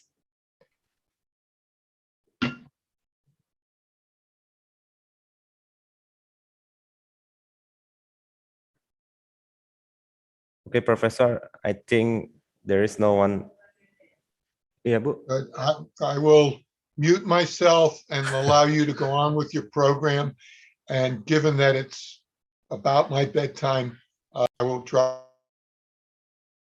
Okay, Professor, before you mute your voice, could you give the closing statement to us in Indonesia about your topic today? Okay, the sort of summary topic is that halal slaughter, I believe, meets all the modern standards of animal welfare when it is done right, with attention to a whole bunch of details, both before slaughter and during slaughter. And if we work together to make it that way, we're in a better position to defend halal slaughter against the Islamophobes and the scientists who have an agenda that doesn't want to recognize that something that we worked out 1400 years ago is a perfectly good way to slaughter an animal with full respect and good animal welfare. Thank you. Thank you, Professor, for the great and excellent presentation. And before you close your meeting room, can we take a photo together? I'm happy to do that. I don't know. And what do I need to do? Just be here? Just open your meeting room. Please, Siti, get a screenshot for this webinar. Okay. But before that, please, to all participants, please turn on your video because we would like to screenshot our meeting today.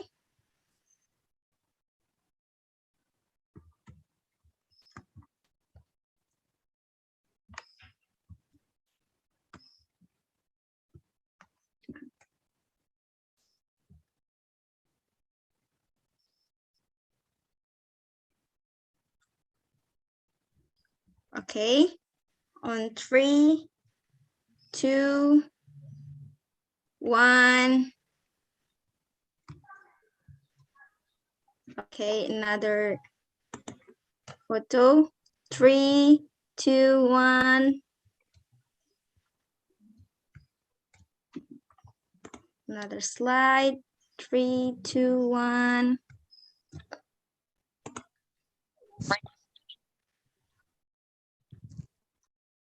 Kenapa enggak? Aku masuk gini ngikutin nggak pernah keluar. Okay. Okay, Thank thank you. you to all participants. Thank you, Thank Professor. you very much. All right. Thank you very much, Professor, and give applause for the speaker this morning. Thank you. Pleasure. Thank you for listening. Yes, that's a great. Okay, everyone, now we will deliver to the second session to this webinar top scientists this morning. Here in this room, there is Professor Irwandi Jaswir, the Professor of Food Chemistry, Director of Hinhart International Islamic University, Malaysia, with the topic Food Analysis, Authenticity, and Halal. I will call Mr. Professor Irwandi. Hello, Professor. Waalaikumsalam warahmatullahi wabarakatuh. How are you today, Professor? Alhamdulillah. Yeah, that's a great. I will share screen for the professor's curriculum vitae first. Wait a minute. Wait a minute.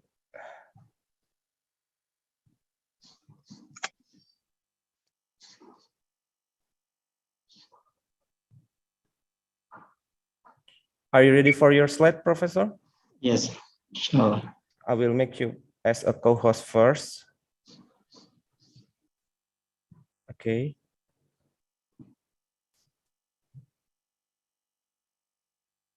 Recording in progress.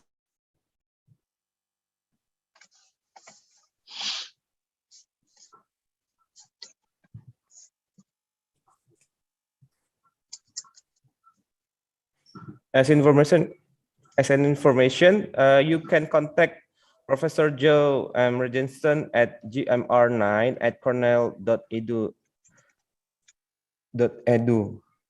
Yes, .edu. 1 second. Bisa lagi ini proses.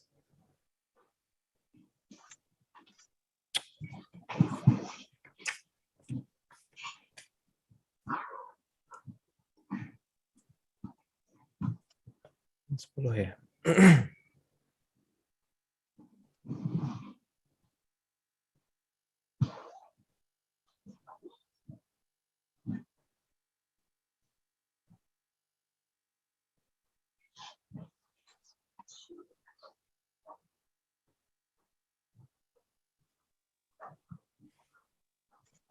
I think it's still loading in my computer.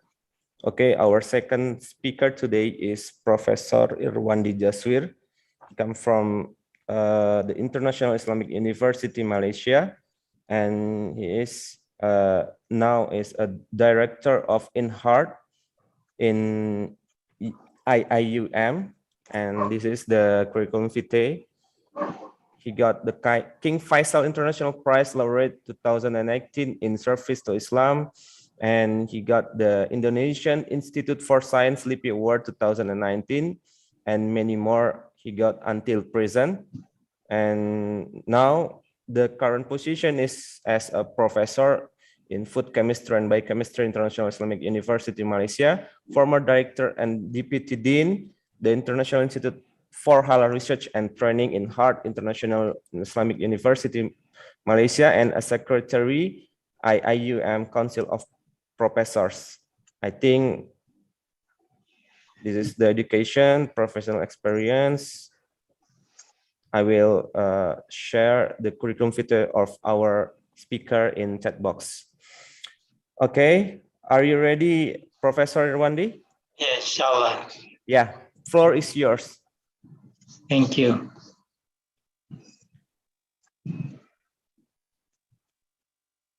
Good. Yeah. Okay.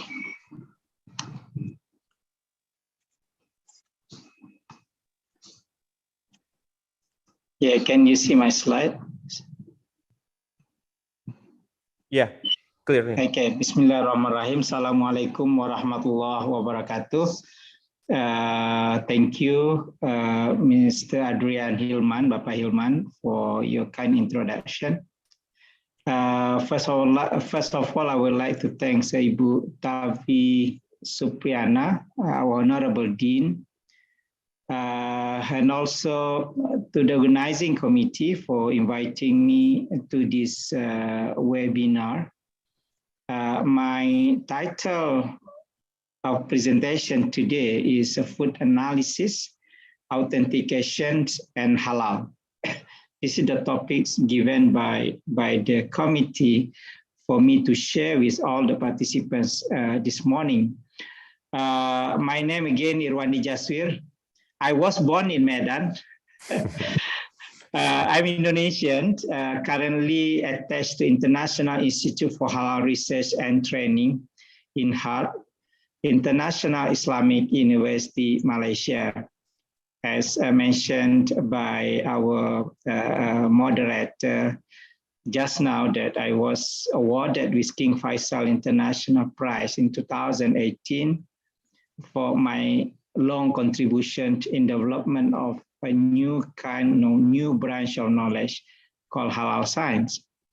I became the first scientist to have received the award in the category of service to Islam, because previous winners in its 40 years of history, most of the winners are either political leaders, prime ministers, presidents, etc., or great Muslim scholars like Ahmad Didat, and Zakir Naik. I am very, very honored to be here sharing my little knowledge on food analysis, food authentication, and halal industry in global. Why? Because Universitas Sumatera Utara, Medan, especially to me, is a special one. I really hope to be there. Unfortunately, during this pandemic, we can do only through virtual Zoom meeting. Bapak, Ibu, dan all the participants, when we talk about halal, it is a big industry, huge industry nowadays.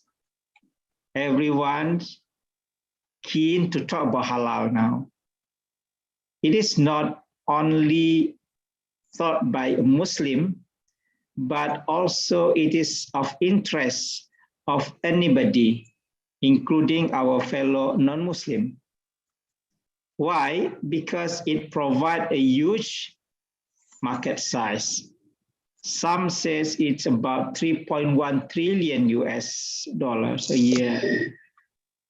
It is a big opportunity if we can see the sectors in halal food, for example, halal travel, modest fashion, halal cosmetics and personal care, halal pharmaceuticals, etc. It provides us very, very big opportunities for economic, for our industrial sectors. Unfortunately, Indonesia, with more than 220 Muslim population, and overall about 260, 270 million population, yet here we are the main place in the halal industry. In most cases, we are still the consumers. Other countries send the product to us. Then what we need is halal products. So this is a big irony actually, but it also provide opportunity. Please grab this opportunity. We can see here in this slide how much global Muslims spend for the money. Food and beverages, in 2017, it is $1.3 trillion. It will be expectedly to be 1.9 in 2 years' time. Media entertainment from 209 billion to become 288 billion. Pharmaceutical and cosmetics, 2017 148 billion, and then in 6 years' time become 221 billion. Clothing and apparel, 270 billion to 361. Travel, 177 billion to 274 billion. And for Islamic finance, 2.4 trillion to 3.8 trillion. This is the figure that we do not want to miss it. If we are not yet the key players of the global halal industry at the moment, we hope that in very short times, we will become one. What the position of Indonesia nowadays? According to Global Islamic Economy Indicator 2019-2020, we are ranked number 4. It's a good achievement because a couple of years ago, we were ranked number 10 or 11. Yeah. Malaysia, our neighboring countries, where I live now, is ranked number 1 for many, many years. For many, many years. Okay. But on top of the ranking, there is one thing that we need to bear in mind. How much actually we earn from the industry. Ranking is one thing. But the big question actually, whether we really enjoy the cake of $3.1 trillion or not. Because many non-Muslim countries, they enjoy the halal cake very much. Australia and New Zealand are the major leading nation in producing halal meat, for example. Halal poultry, who is the leader? Brazil, not Indonesia, not Malaysia. In Southeast Asian countries, those who really enjoy the cake of 3.1 trillion is Thailand. We know that in Thailand, only less than 5% are Muslim. But with the good strategy, with the slogan, with the tagline, Thailand is the kitchen of the world, then they really capitalize the market. This is something that we need to learn from them. Halal is no longer an issue of certification only. It is more than that. Halal is an industry. Halal is the potential for us to upgrade our living standard. Why Malaysia become number 1 in the world ranking? At least through my observation, I live in Malaysia more than 25 years. And what I observe in Malaysia, most of the ministries and government agencies, there is a unit or division of halal. MITI is Ministry of International Trade, for example, there is a unit of halal. Ministry of Education, Ministry of Higher Education, there is at least there is a typical of the policy for giving priority for halal. For example, most of the universities are encouraged to offer bachelor, master's, and PhD program in halal. This is what our university do at the moment. And then, of course, Ministry of Agriculture, Ministry of Research, for example, mostly in Malaysia. The keyword halal has been there for many, many years, meaning that if you submit your research proposal and you put the keywords halal, no matter what discipline you come from, then the chance for your proposal to be accepted is much higher. So this is how the government put emphasis in order to place Malaysia as the world global halal hub.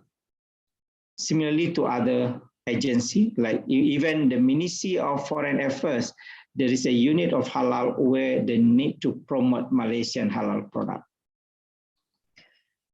Of course, during the pandemic, there are some effect or influence on on halal industry. Some sectors are very, very badly affected, severely affected. Some sectors are moderately, and some are not affected at all. For example, we know that traveling is severely affected, but the food and halal pharmaceuticals not much affected or not affected at all. Why? Because no matter the situation is, we need food, we need pharmaceuticals, especially during the pandemic. Perhaps the way we obtain the food are different. Normally we go to supermarket and we prepare our food. Now the food comes to us through delivery. You just order whatever you like, and then in few seconds, the food is come to you. So this is the way of how we do things. The problem is whether the halal status remain the same or not. A lot of issues in the delivery box, whether halal and non-halal mix up or not, whether the halal authentication is guaranteed or not, whether the security of the halal standard is there or not. So this is something that we have to think, yeah, along with the changes in the mode of delivery of our food. So halal is, as I mentioned, is no longer thought among the Muslims. It is also discussed by non-Muslim, because it is a potential, it is an opportunity. In 2018, I was invited to National Assembly building located in Seoul, South Korea.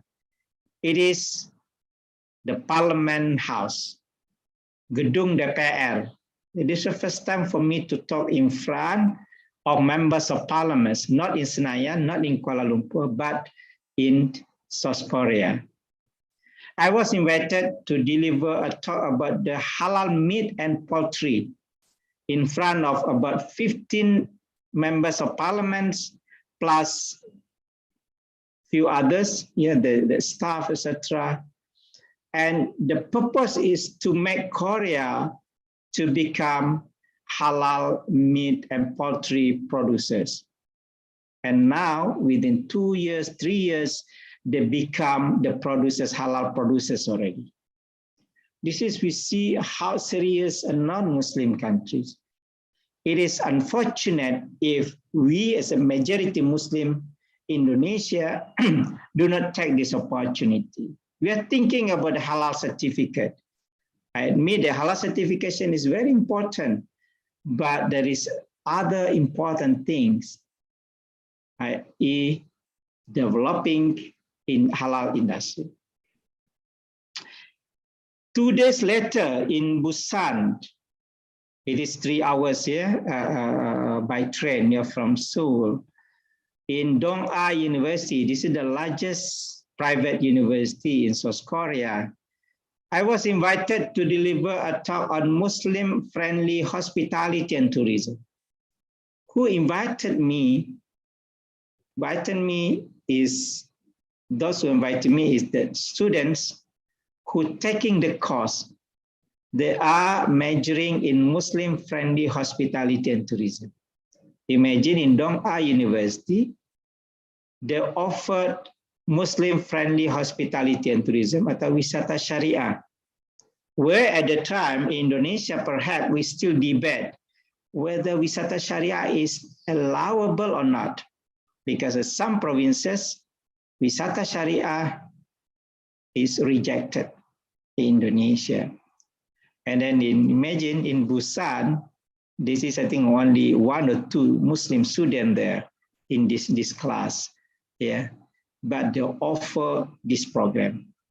Okay, the picture on the right is the president of the Dong-A University. This is like our rector, who is very fluent in Arabic. I feel shy about myself because I cannot speak Arabic very fluently like him, but he speaks Arabic very, very fluently, even though he's a non-Muslim.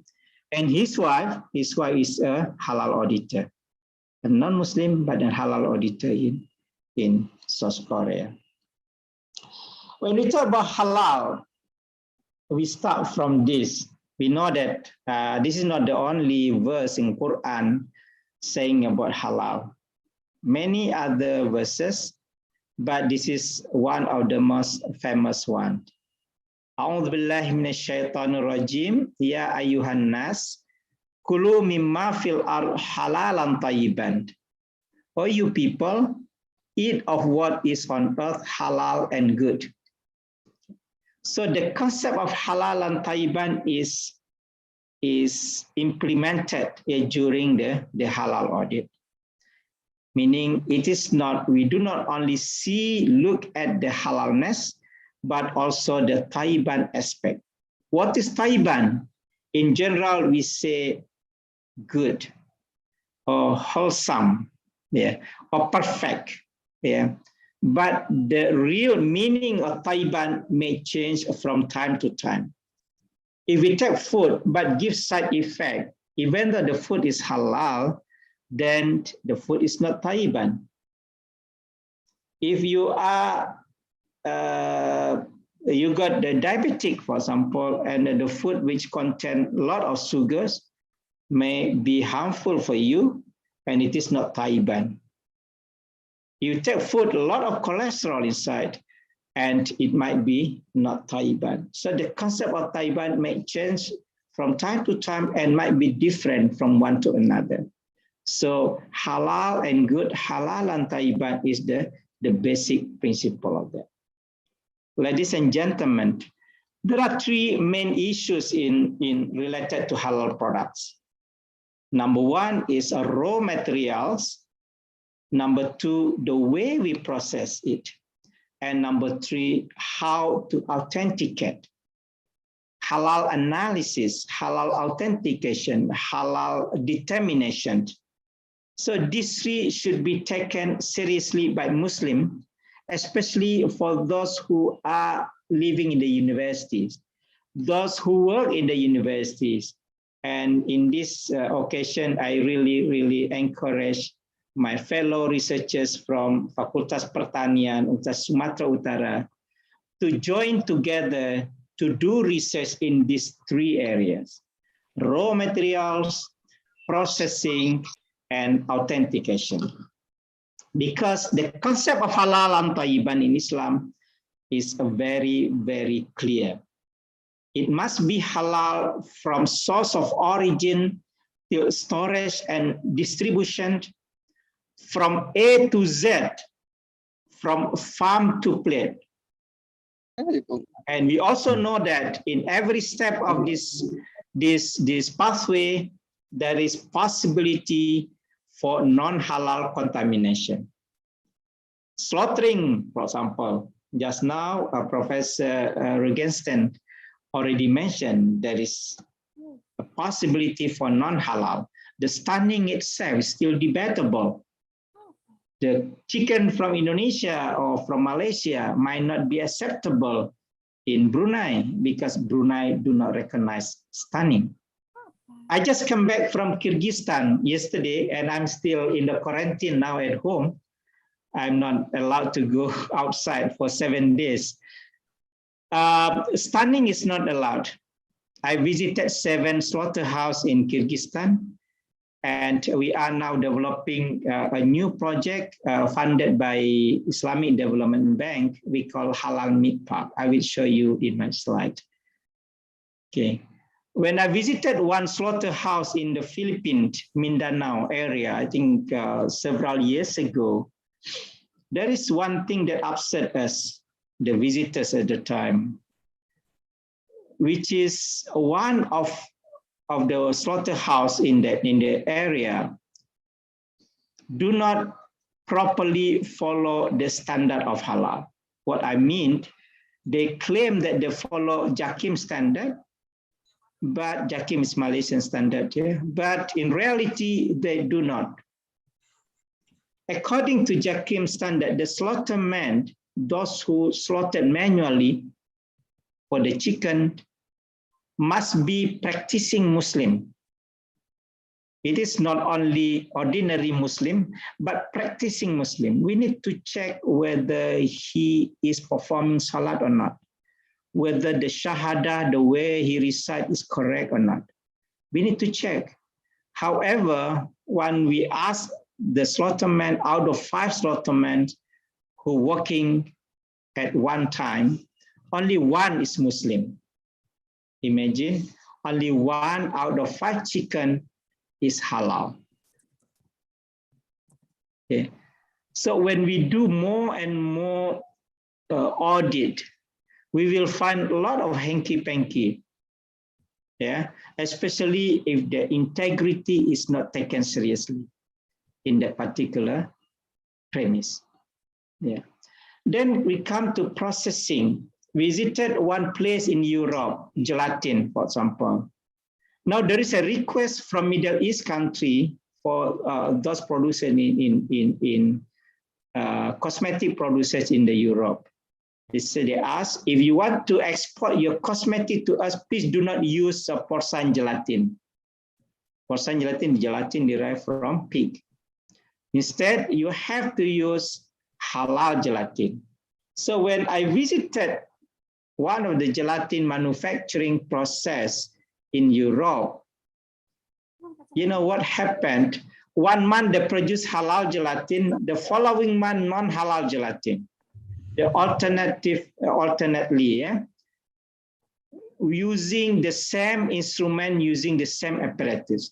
So there is a non-halal contamination, which is not allowed according to halal standard. When it goes to ingredients and additive, a lot of things is doubtful. We know that. Yeah, in the food industry, more than 500 types of ingredients are used in small quantities that sometimes is not detectable using our instrument. Okay. Also the storage, transportation, the mix, yeah, between non-halal and halal products altogether. There is a case in Malaysia some times ago when the store or warehouse, yeah, they just place a halal and non-halal meat together inside the store. So this is the thing that we had to be careful of. So halal is no longer a religious perspective only. Yeah, it is more a lifestyle nowadays. Traditionally, for us, halal means food and beverage, then organic and inorganic ingredients. After that, logistic services. However, the emerging sectors in halal include cosmetic, personal care, and healthcare products. Tourism and services, even though during the pandemic is severely affected, but is expectedly will come up again. Yeah. Modest fashion is also one of the sectors. This is what I mentioned, because people do not see whether the product halal or not, but people will see whether the product is quality or not. Meaning that if your product is halal and quality, then the market is not only a Muslim population. The market is the entire population of the world. Yeah, it's a big market. For example, 65% of halal meat from New Zealand is exported to non-Muslim countries. 65%.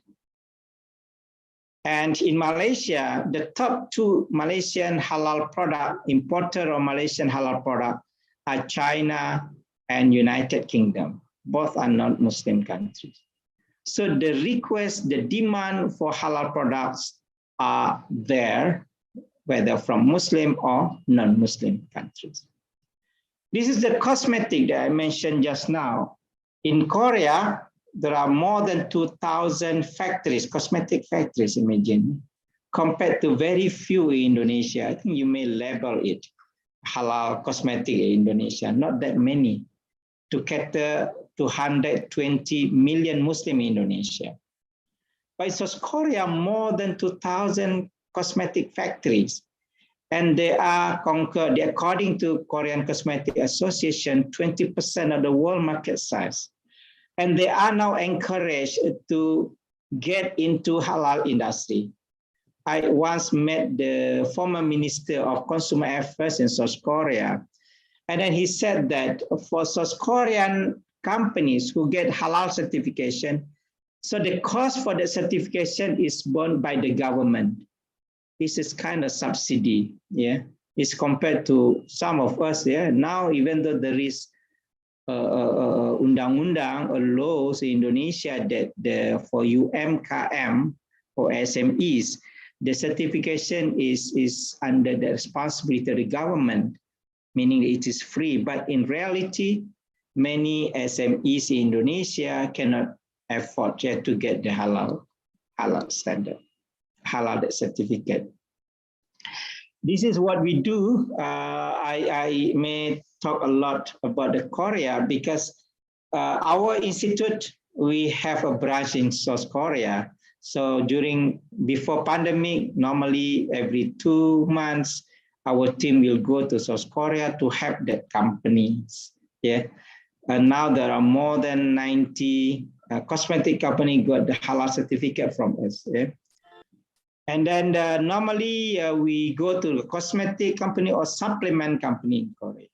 So this is what we do, not only to audit, but also to educate the industry players. This one interesting point. So when we visited one place in South Korea, we talk about the prophetic diet. It's one place in one rural area in South Korea. There is the farmers only produce this kind of fruits, yeah, like jeruk nipis, yeah, jeruk nipis barangkali di Indonesia, and there are 400 farmers produce this plant this fruit, yeah, together, maybe only about 6 or 7 months because of the seasons. And by the government, the government provide 2 biofermenters. 2 biofermenters. First, to ferment carbohydrate from this fruit to become alcohol, and the second fermenters to continue the fermentation to produce vinegar. Yeah. So the end product of this is vinegar, and my role at the time is to audit whether the production line is according to the halal standard. Very interestingly, that in this company, they export the vinegars, various type of vinegars, vinegar, drink vinegar, and then vinegar for supplement, etc. They produce and they export to 43 Muslim countries. I asked them, I asked the CEO, I still remember, why you send to the Muslim countries? And then the CEO answered, because in Islam, there is hadith saying that vinegar is a kind of remedy, yeah, and good for your health. Ya, ada hadis mengatakan vinegar itu adalah obat, ya, baik untuk kesehatan. Just imagine that the non-Muslim read our hadith and create the industry. Yeah. So the importance of science and technology to me is very, very significant and is in need of our policy related to halal. Not only in South Korea, Japan also. From 2013, we regularly come to Tokyo and other cities in Japan to talk about halal, because at the time Tokyo was about to host the Olympic, Summer Olympic 2020, which later on postponed 2021. Yeah. So every time we go there, at least 400, 500 participants attended our halal program, especially for hotel, restaurant, etc. And now we can see that in Narita and some other airport in Japan, we can find the halal restaurant. Even in Narita, there is a surau or prayer room also. Yeah? So this is a good sign that the non-Muslim also interested in halal. I asked them at the time, why you are so interested? They said that during the Olympic, 1/3 or 30% of the participants are Muslim. And then they need to provide the facility for Muslim. Saudi, of course, is the center of Islam. In Xinjiang, this is when we visited the Xinjiang, in the eastern part of China, there is this halal hub. Also in Pingliang, other part of the China, yeah, where the products are from various provinces in China is distributed to the world, and the product from the world come to China because a huge market in China.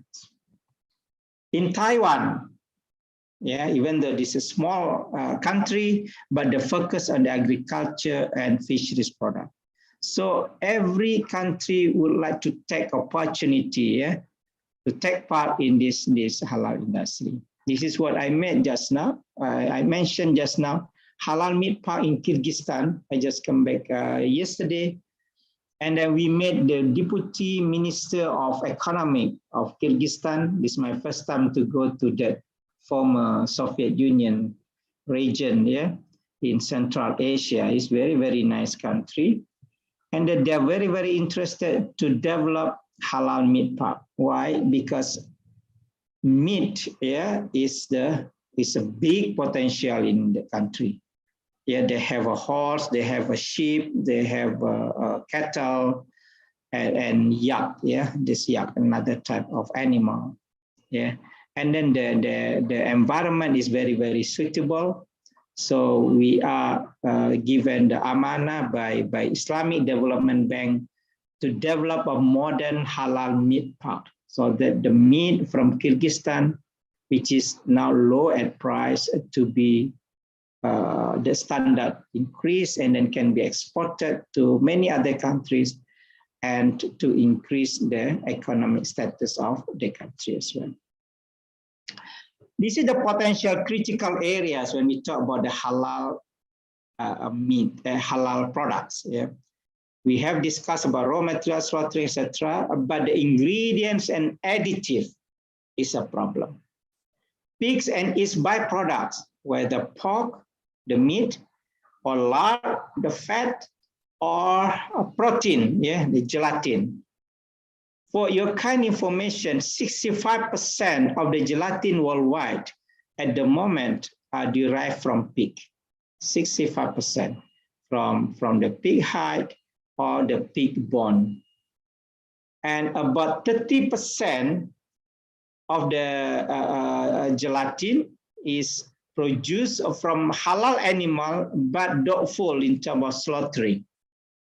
And then we have only about 10% of the halal gelatin in the world.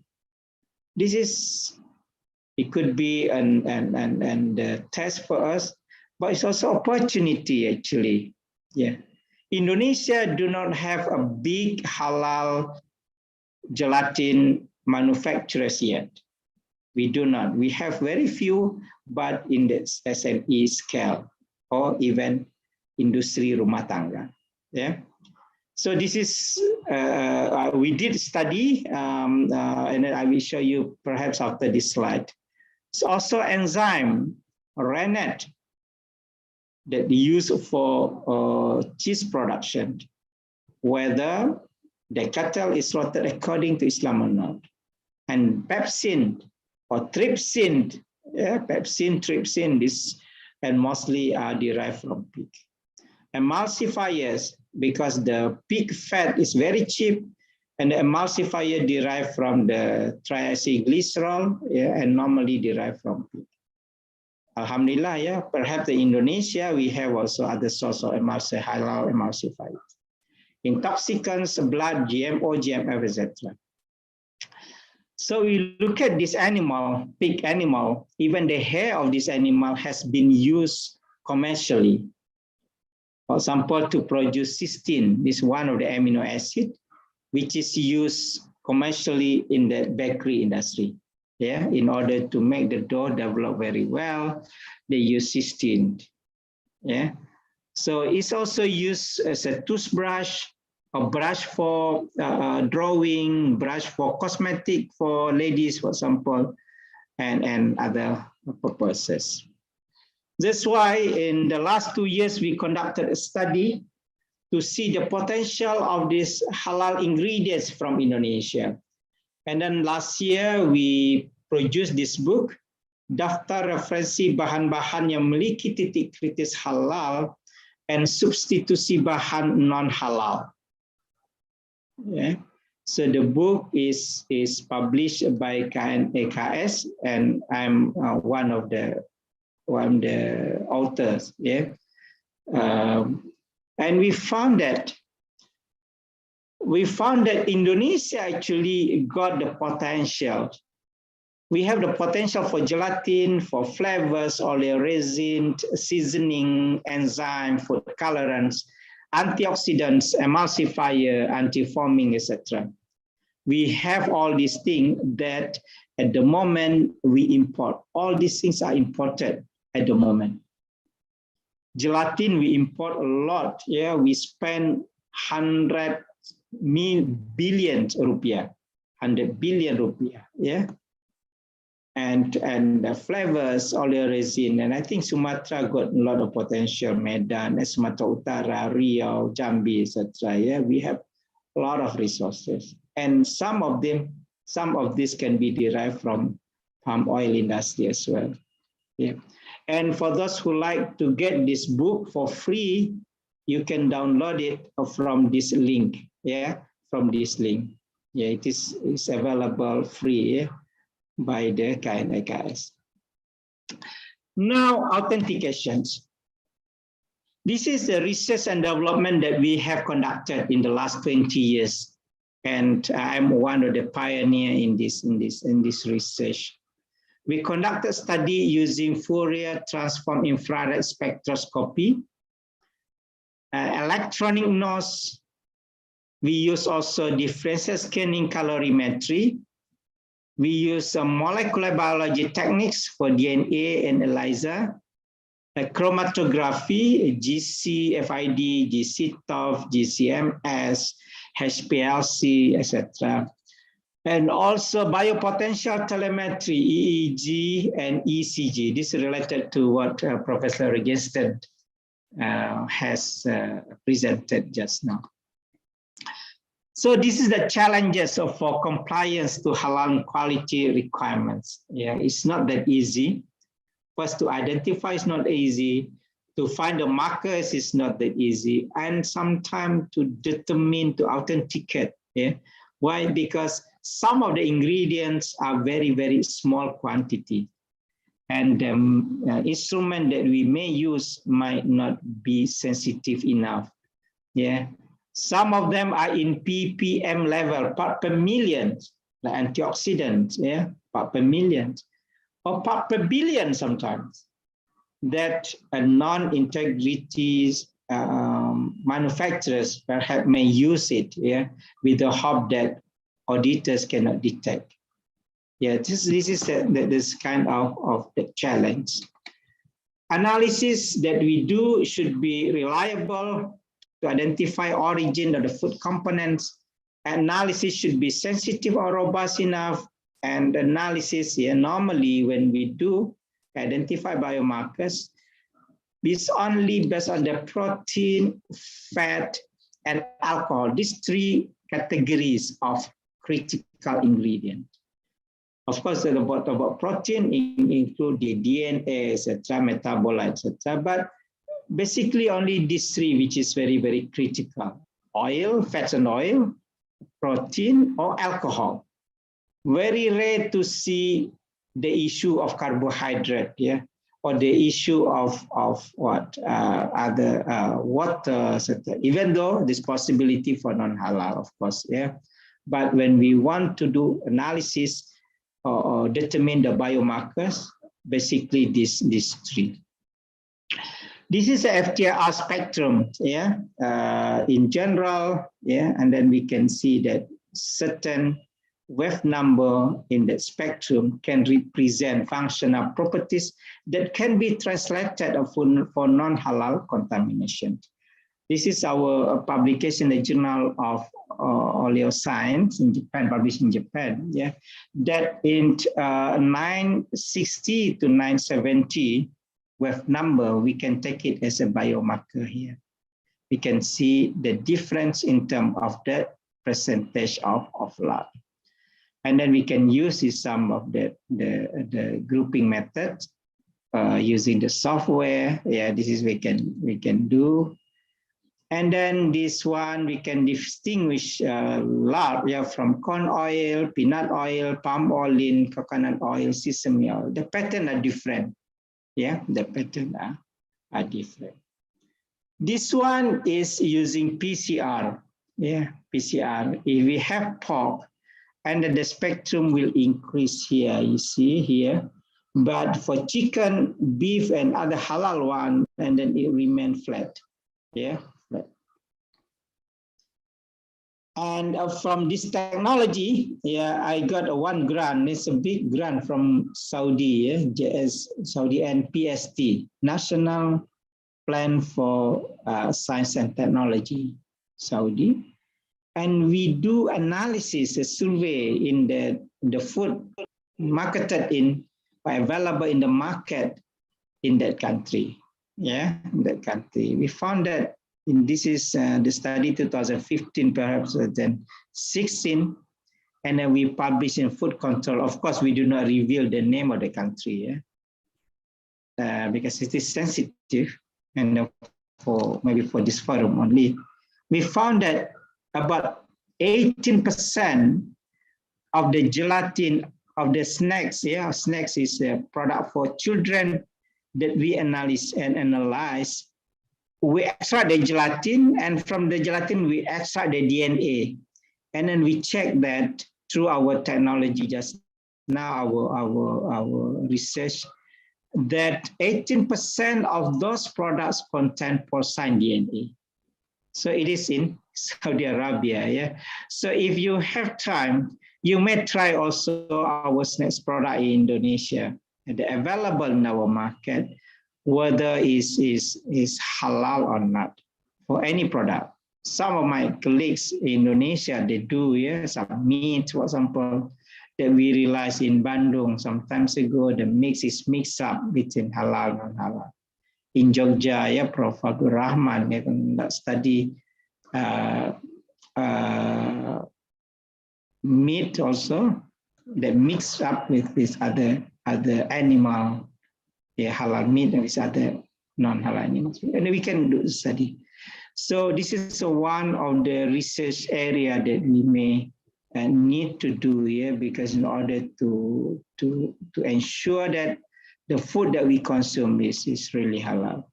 We also conducted a study to differentiate, to distinguish alcohol and khamar. Ladies and gentlemen, alcohol, ethanol, derived from industrial petrochemical pathway, yeah, is considered halal up to 0.5% according to fatwa, yeah, up to 0.5%, and not detectable in the final products. While khamar, which is alcoholic beverages, is not halal at all, no matter the concentration. So we have to distinguish this. Yeah, industrial ethanol, yeah, if it is food grade and maximum 0.5% is allowed as soluble. Why? Because in order to dissolve certain organic compound, yeah, because some of flavors, for example, vanilla is not soluble in water, we need the ethanol. Okay. However, khamar, industrial, this is alcoholic beverages, is non-halal, no matter what, yeah.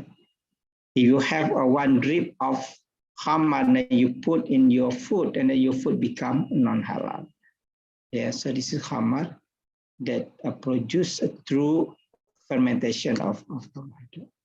So we conduct a study and we can distinguish industrial ethanol with red wine, cooking wine, white wine using GC12. This is a common critical ingredient pharmaceutical. I know it's not related much to food, but sometimes it's because they use a placenta, and then the placenta is anti-aging, the most powerful anti-aging at the moment. This is what they believe. So one day I visited one place in Hiroshima. Hiroshima. I live in Japan, I think 2 years during my postdoctoral fellowship. And then I know a little bit about kanji. So one day I visited Hiroshima, and then I asked them what kind of placenta they're processing, because in that factory they process placenta using high pressure processing, meaning the placenta of animal is dumped into the machine. Within 1 minute, the placenta become nano or almost nano size.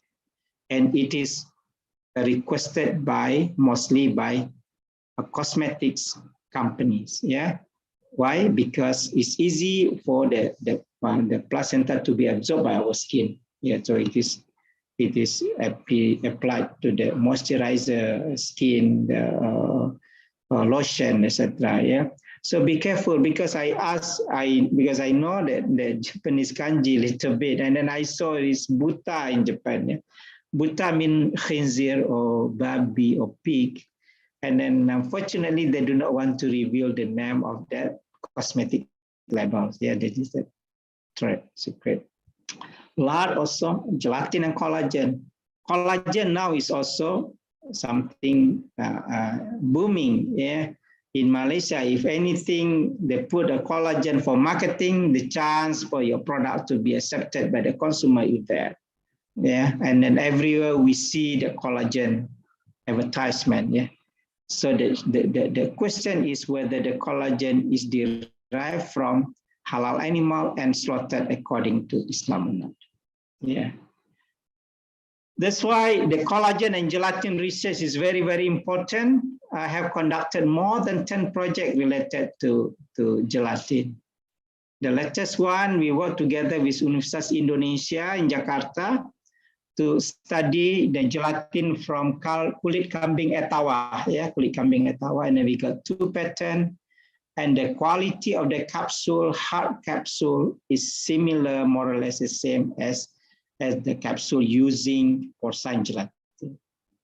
Ladies and gentlemen, for hard capsule, you need to have 65% of gelatin in the ingredients. Another study is a Camel Gelatin project. This in collaboration with King Saud University in Riyadh. And then we completed, alhamdulillah, successfully. And then they're going to start to set up a factory, a Camel or Gelatin Unta in Jeddah. This is the workshop halal gelatin that we conducted in Saudi Arabia. This is our pilot plant in Malaysia of gelatin and derivatives. So now from collagen to gelatin is not only 2 products. In the past, whether we have collagen or we do hydrolysis and we produce gelatin. No. Now even the product in the middle, some of the polypeptide are also useful, for certain purposes, especially for cosmetics and supplements. This is the demand and target production capacity in Indonesia. We see here in 2018, 2015, we import 460 miliar rupiah, atau 61 miliar, setengah triliun. And then in September 2018, only 272 billion already.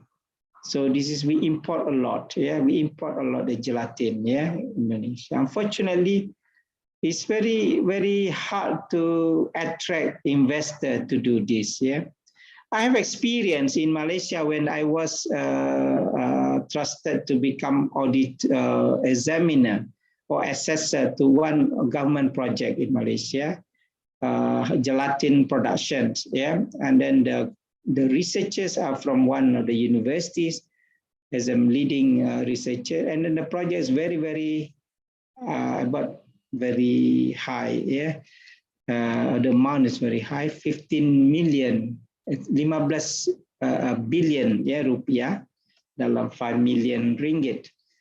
And then what happened was during the presentation, we approved because we believe it can increase the capacity of the fish industry in Malaysia. Why? Because the gelatin is produced from fish, fish skin, fish scale. But after 6 months during the monitoring process, we asked again from where they collect the fish scale, sisi ikan, kulit ikan, dan sebagainya. And then he answered that it's import from Indonesia, imagine from Jawa Tengah, from Jawa Tengah dan Jawa Timur. So it is very, very sad to see that we cannot produce ourselves.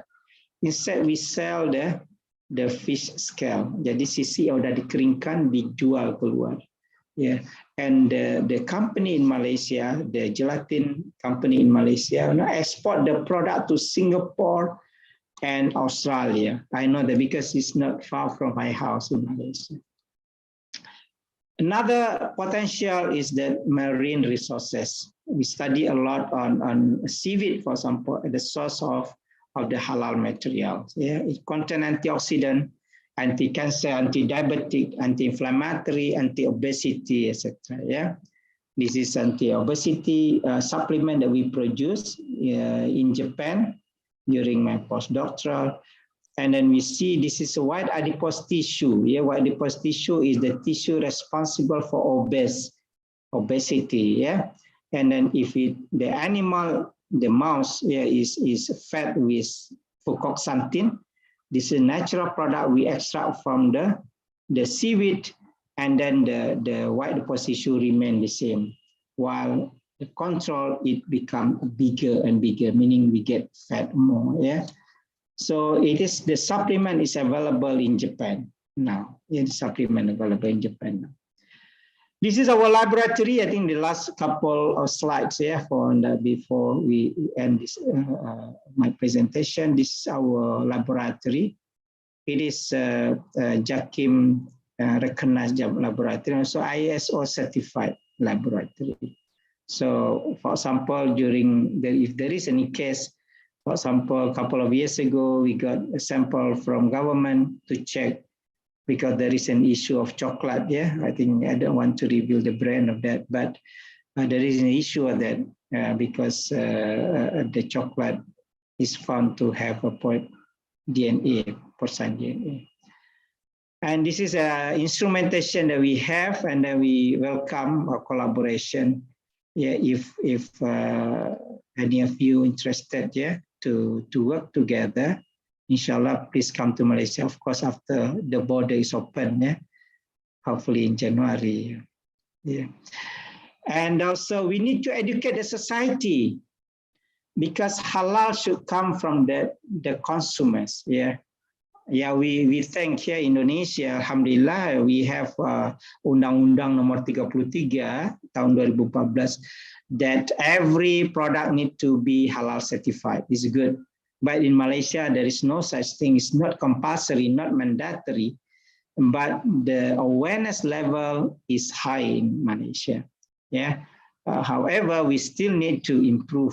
Yeah, we need to educate the society because the food that we consume in the past, the food that we consume at the moment nowadays are different. Yeah, our lifestyle is more toward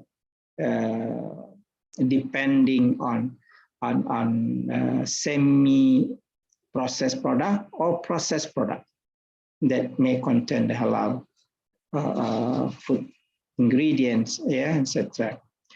And then the other issue is halal purification practice. This is, we also got the project. We do how the network, how the supply chains from A to Z, because nowadays there are 2 halal ports being developed in Malaysia and 1 in Middle East as well. So in this halal port, everything must be halal, including gudang, for example, the store, yeah, or warehouse, transport, etc.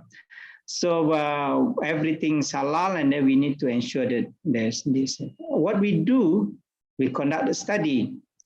Sama, for example, Islamic cleansing. Yeah, if warehouse gudang kena najis mughallaza, for example, how do the way we clean it according to Islam, we call sama. Yeah, for small object is no problem. If you have plate and then we just take clay or soil and then we do it easily. But if it is a large or big object, it's not that difficult. Lorry, for example, you have to sama it. Okay, first time we produce this soap that contain soil inside, clay inside, and it's already halal certified, meaning that if you have this, you don't need to find clay, you don't need to find soil, yeah, anymore. It's already included inside. And then we conduct the study also, and then we come up with this. This is the sprayer that contains sama, clay inside. So if you have a container need to be halal certified, cleansed to do sama, and then we just use this spray, and it's acceptable by JAKIM standard. Yeah, and then what we get the project, yeah, from Japan. The Nippon Express want us to do sama on the container every few months. Yeah, so this is an innovative way, yeah, how to do that sama. Yeah. Of course, again, yeah, I would like to urge the university, Universitas Sumatera Utara, to do research that really link to the industry, meaning that in the green or in the blue area. I don't have the data, but in Malaysia, only 21% the research that already has the linkages with the industry, compared to Korea, 81%, to Japan, 73%. I do not know in Indonesia. Yeah, perhaps around this or maybe less, wallahu alam. Yeah, but we have to make sure that our research need to be linking to the industry, including the halal industry. This is the trend for halal authentication in the future, data science. Yeah, we have to include ITs, yeah, device for rapid test. This is what we have done. And then halal authentication of the product in digital platform. Because the 10 science technology drivers, the 30 to 50 years to come, we see these 6 of them are related to IT. 4 and 5D printing, sensors, yeah, blockchain, big data, yeah, and then the advanced AI, etc. So need to be incorporated into halal industry because authentications and also traceability need to be established, yeah, need to be ensured, yeah, before the halal product is marketed to the consumers. And then this is finally during the pandemic, we produced, this is one of our research, my own products is immune booster. Is from the local herbs, through various to several years of research. I think that's it. What I can share today. Finally, I would like to welcome researchers in this forum to submit your manuscript to my own journal. International Journal of Halal Research, yeah, ijhalal.org. Sorry, I do not. I will send in the chat box after this.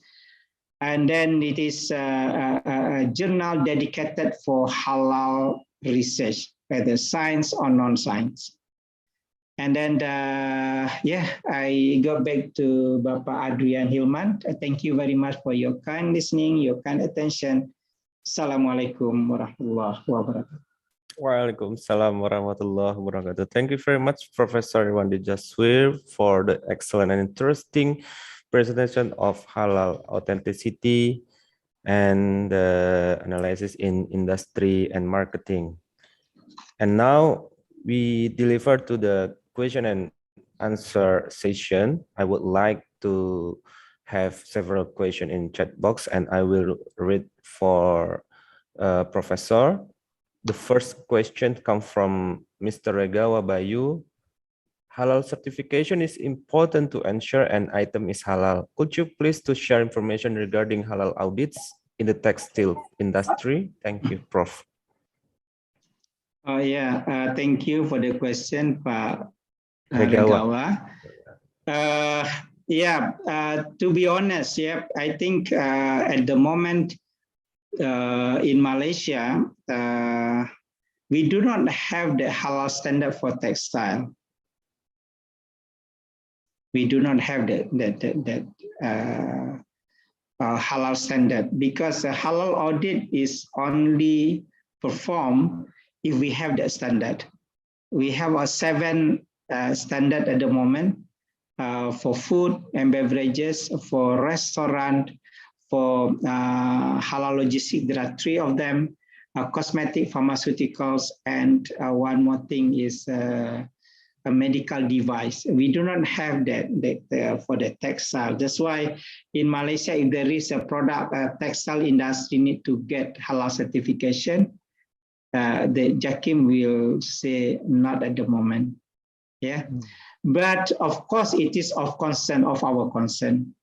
I read a report that the potential of non-halal contamination in the industry, textile industry, may come from the material used for the printing, especially batiks, etc. There is a material that may contain non-halal ones. But I'm not so sure, because I do not do research. We were about to submit one proposal with one university in Solo some times ago, but suddenly pandemic, and then we stopped the initiative. And then we will continue after this.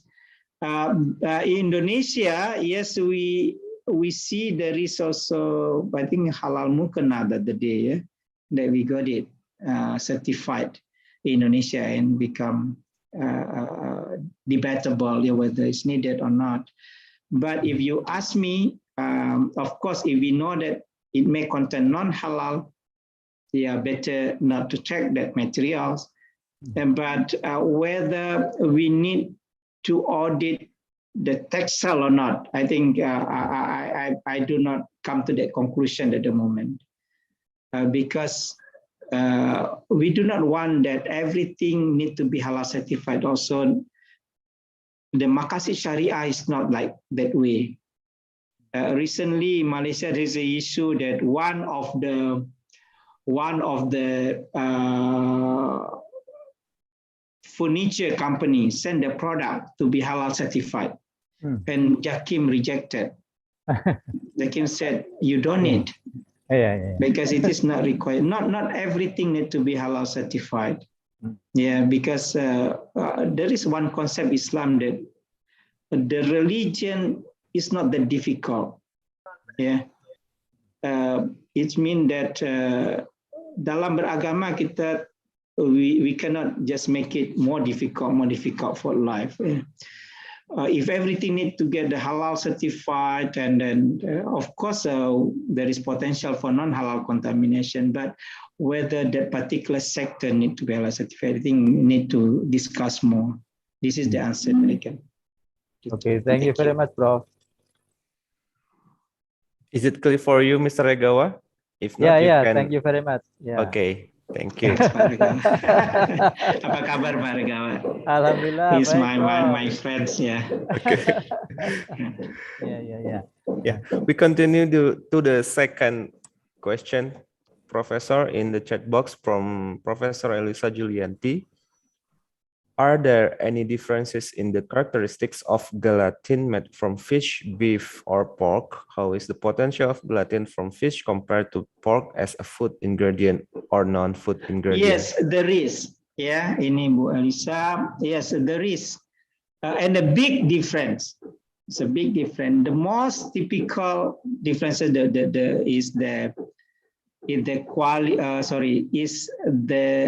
gel strength, because gelatin is determined by its strength. We call bloom strength or gel strength.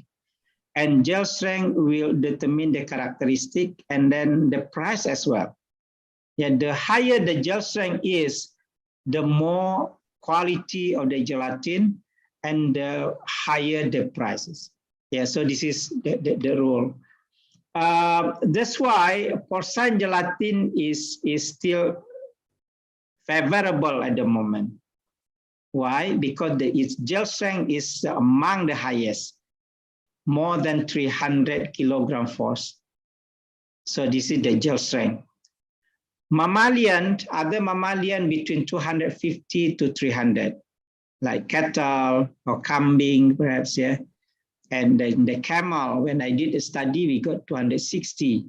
Yeah, mammalian is a bit high. Fish, of course, yeah, depends on the species of the fish.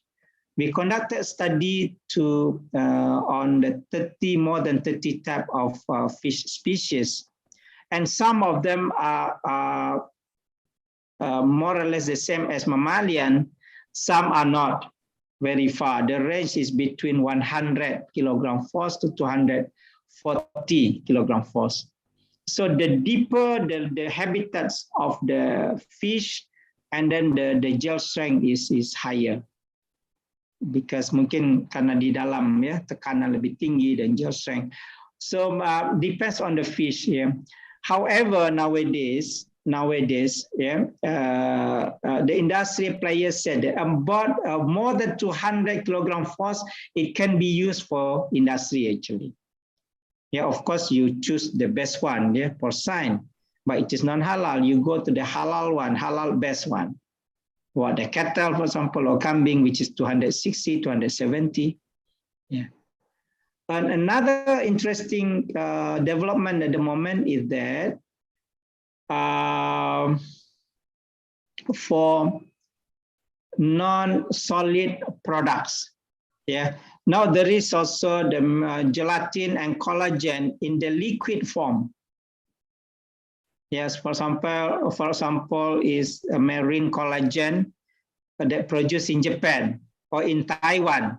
It is in liquid form, and then it is put in the sachet, and then you just drink it as a supplement. It's good for your knee, for your joint, etc. Yeah. So, is there any effect potential gelatin? Yeah, for non-food ingredients. Yeah, this is what I mentioned just now. Normally for food, yeah, people the industry go to the highest gel strength. Why? Because the highest gel strength, the food will melt only at the body's temperature. So if you have chocolate, you don't want it melt at the room temperature, yeah. So you want this when you eat, and then it melt in your body temperature. So this you get that sensation. Yeah. So this is the reason. Yeah. However, depends on the utilization. Yeah.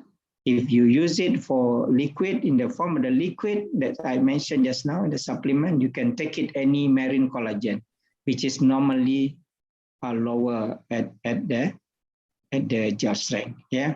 But in general, mammalian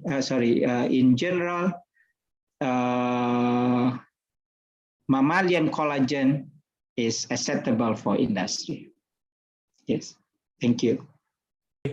Thank you, Professor. And the next question comes from Mrs. Era Yusraini.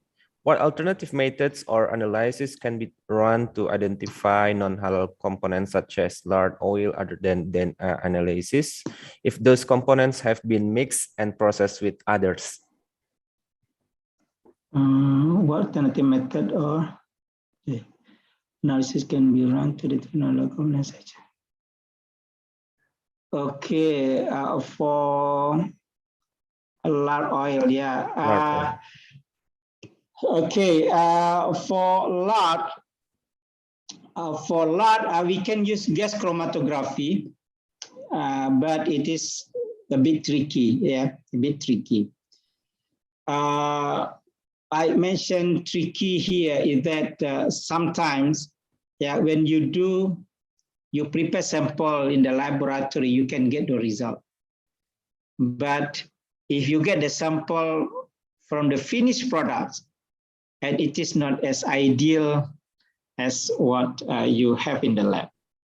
You get the point here, because in the end products, there is a processing, and then all the oil mix all together. Yeah. Second thing is that from our research, we found that in the if you realize the structure of fat molecules, yeah, triacylglycerol, there are 3 fatty acids plus 1 glyceride, isn't it? So the second fatty acid, second fatty acid means the second position. There is a certain characteristic that's different from other halal meat, halal fat. Yeah. So for pig fat, the composition of fatty acid in the second position are higher, yeah, about 80 to 90%. A certain fatty acid. There is one biomarker that we found, C18-3, if I'm not mistaken, yeah. Sorry, C18. Okay, and the in this position compared to in other fat, or let's say chicken fat or beef fat, etc., is only less than 20%. However, this one cannot be taken as a biomarker, because in the real situation, all the fat mix. Even you do not, in your food, the fat not come only from one source of origin. It could be also palm oil there, and then also for if you fry chicken, and then from the chicken itself. So the composition cannot be taken, but when you do in the lab, you can. So this is the tricky things here when we do research in that. Okay. So, but for monitoring, yes, you can do infrared spectroscopy, FTIR, you can do it. Even though it is not sensitive. FTIR, you need the quantity in large quantity in order for you to get the significant, you can see the significant concentration. And this is, we have what we do to strategize in our laboratory. We run a lot of sample, and then we keep as a database. This is the importance of database and data science at the moment. Then after that, we can use it for monitoring purposes, meaning that if we have a database for chocolate product, dairy product, for example, and then if there is a new product, and then we just compare to our database the trend, whether it's possible to contain non-halal contamination or not. So this is what we do. Basically, and back to your question, we can do various type of analysis, but it depends on the situation where to use. Normally in our laboratory, we do not do one single analysis only. We combine with other. If just for monitoring, we can use FTIR because very cheap. If everything need to be done through DNA, and then will be costly. And then the analysis also not that simple. Yeah, you need to extract the DNA, etc. This is what I'm answering. Thank you. Thank you, Prof. And we have other question in the chat box. There are 2 more from Delhi Sylvia. May I ask about the relation between halal with food packaging, Prof? Where is the critical point of halal for this food packaging? Some of the food packaging may contain a layer of fat or oil. Some of the plastic, for example, polyfilms, they put a layer after just below the packaging materials. What the purpose of this? The purpose is to avoid the direct contact between the materials or packaging with the food product itself. So there is a layer, and the layer, because the layer is fat form, so there is possibility to have from the non-halal source. Yeah, non-halal sources. So this is what we do during the audit. We ask the supplier or the food packaging whether they have this one using the halal fat or not. So this is what I know. Second one, also the same thing for the tin or canning process. There is a one layer that contain fat, yeah, between the tin and the food itself. So this is the relation, and then we have to be careful. And if we are the auditor, we need to check this with the manufacturer whether the packaging contain this layer or not. Thank you. Okay, thank you, Prof. And the last question in the chat box is, I want you from Octodian Diazander Alam. I want to ask you about canned meat, beef, lamb, fish. Is there a crucial point to be haram in canned material or canned inner coating? Yeah, but this is what I mentioned just now. There is a possibility. If we talk about a critical point, it could be, of course, from the animal itself, yeah, and whether the entire process before the packaging, before the canning process, whether the entire process is halal or not. Second, it goes to the material, the canning, the coating, the layer that they use here between the canning and the food itself. So I think I answered previously. I answered. So this is the same thing.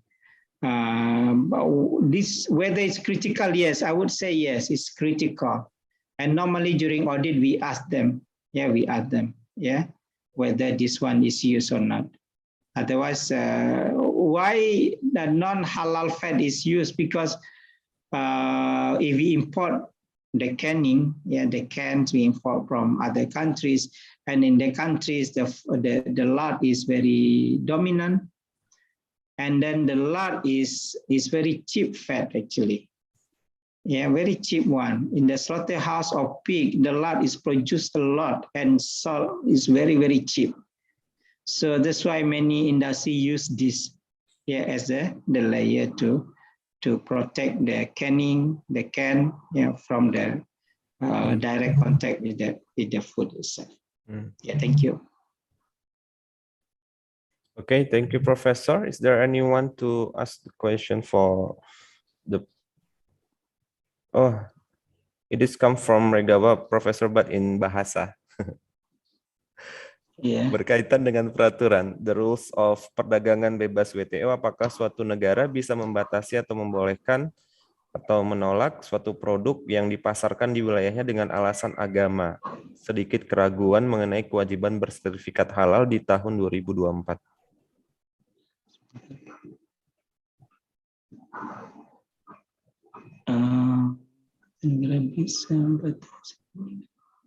Yeah, this is how strong we are, yeah, how strong we are, yeah, and then the diplomacy, the level of our diplomats, yeah, up there, yeah, will determine. And then if we are weak, then the people can enforce anything. The problem is now, to me, that we are not united among the Muslim countries. Among the Muslim countries, for example, we do not have one single halal certificate worldwide. Indonesia got one, Malaysia got one, and the Middle East country, European, even in Japan, there are 13 halal certificate. give our client confused. One day I was asked, my colleague from Korea, and then she obtained halal certificate from Jakim, Malaysia, and then she wanted to export the same product to other countries. And this particular country asked her to get this another certificate from the country. And then she asked me, Pro Irwandi, whether Islam in the country and Malaysia are different or not. So it will jeopardize the image of Islam. We just simply do not want to unite. Yeah. Now this is one of the examples. I wrote this in Jakarta Post, I think a few months ago, harmonizing halal standard. Yeah. And then 2 weeks ago, I presented, I went to Istanbul and then to Kyrgyzstan. I visited 2 countries recently. In the Istanbul World Halal Summit, the issue of this is also asked by participants. What the future of the halal industry if we do not unite? Yeah. If other countries can just enforce what they want, by right, we can refuse. Yeah. But they can do the same thing for their own country. Yeah, that's why I think there are 2 ways here. Number one is diplomacy. I talked to one of our delegate from Ministry of Trade that the day when I was in Jakarta, and then she asked me a lot about this, because the agency is the one responsible to talk about WTO. The second thing is, among the Muslim countries, we have to have one voice about this. And maybe it's not as drastic as, they will ban all the halal. I don't think so. Yeah, but they may give us some trouble at least. Yeah, some trouble. You cannot export this, or you export, you have to employ certain standard, etc., etc. So this is what I can foresee, Pak Regawa. These 2 strategies need to take seriously. Take it seriously. Thank you. Okay, thank you, Prof. Yeah. Okay, thank you, Mr. Regawa, for your questions. And we still have a question from Deli Sylvia. Continue for his previous question. Is it possible everything we use must certified halal? Like in detergent in Indonesia, as we know, only Rinso have halal certificate. So how about another brand and product, non-food? Again, is it possible? If you think possible, it's possible. But doable or not? This is another question. Doable. Just imagine that I work, I have a friend in MUI, I have a friend in BPJPH, and then I see how difficult sometimes if everything is to be certified. How many food, just think about food, how many million food producers in Indonesia, including SMEs, 90% of the industry are SMEs. How many of them? Now, whether certification bodies can do this, or at least LPH now through according to new regulation, LPH need to be there. At the moment, only 3 LPH recognized in Indonesia: MUI, Surveyor Indonesia, and then one more. Only these 3.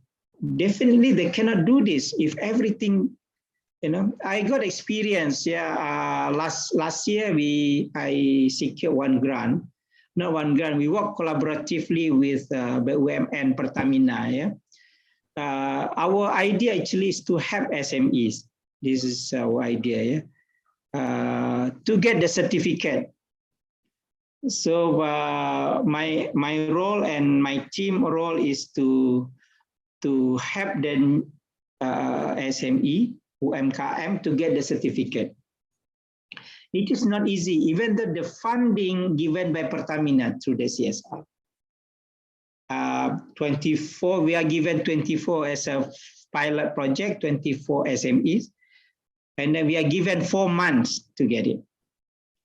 And then within this time frame, 19 of that we can help. Yeah, we work day and night, of course, because only 4 months. And then we also contact MUI, and then within this time frame, 19 we managed to get certificate from MUI. Yeah, MUI. Because after that you need to submit to BPJPH, and then BPJPH will issue. Until now, I think BPJPH already issued or not, because there is a process, a very lengthy process. Yeah. Okay. This is not that easy. Yeah, only 24, and then 5 of them. It's not our mistake. Their own mistake. The manufacturer, the supplier. I mean the food producers. What the message? For example, yeah. Oh, udahlah Pak, capek ribet. They just do not want to get help from us. Yeah, because for them, certification is something what time consuming, or it's not really important, etc. Yeah? Okay, I just imagine if 1 million food producers need to get certified all, yeah, which is given amanah, yeah, in the Undang-Undang Nomor 33 kan, everything. Yeah, so I think there should be a mechanism to ease the process. If the process is like nowadays, I'm worried we cannot get it entire one. Yeah, this is for food. What about cosmetic? What about jamu, for example, pharmaceuticals, and then the other things is everything. They said everything. Yeah, Rinso, for example. Say example of Rinso. Actually, I don't prefer to mention the brand. But in the detergent, the issue is the use of enzyme. Yeah, because some enzyme I use that. Yeah, if in Indonesia is a given certificate to any products, alhamdulillah, is good. But I'm worried it's become tedious for certification body, and then also make life more difficult. And then, for example, you want to buy sofa, and then you check certificate. I don't think we need that far. Yeah. So sorry, this is my opinions. And if there should be, let's say we have to follow the Undang-Undang Nomor 33. Okay. So we had to ease the process, to simplify the process. This is my suggestion. Yeah. For example, you want to buy a pencil, then need to be halal. You have to buy a laptop, need to be certified. So everything to be halal, and then you check, for example, laptop, whether the cardboard there is. Oh, this to me is too much. Yeah. But I do not know. This is my personal opinion. The first time I was asked this question, yeah, Bu. This is my personal. But if there is something critical inside, then we have to be careful. We also cannot just take it lightly. Everything take it lightly. It's also not right in our religious perspective. Yeah, apa-apa dibuat mudah itu also it's not good. Yeah, but if we know that, especially we are educated, in detergent there is the use of enzyme, right, to remove all the dirt, and then there is potential for non-halal. So this is the thing that I can answer. Thank you. Terima kasih, Prof. Ya, sama-sama. Thank you, Professor. That's a good quotes for you in this noon. And I will request for the participants who wants to ask the question directly to Professor Indrawandi Jasfir. Is there anyone?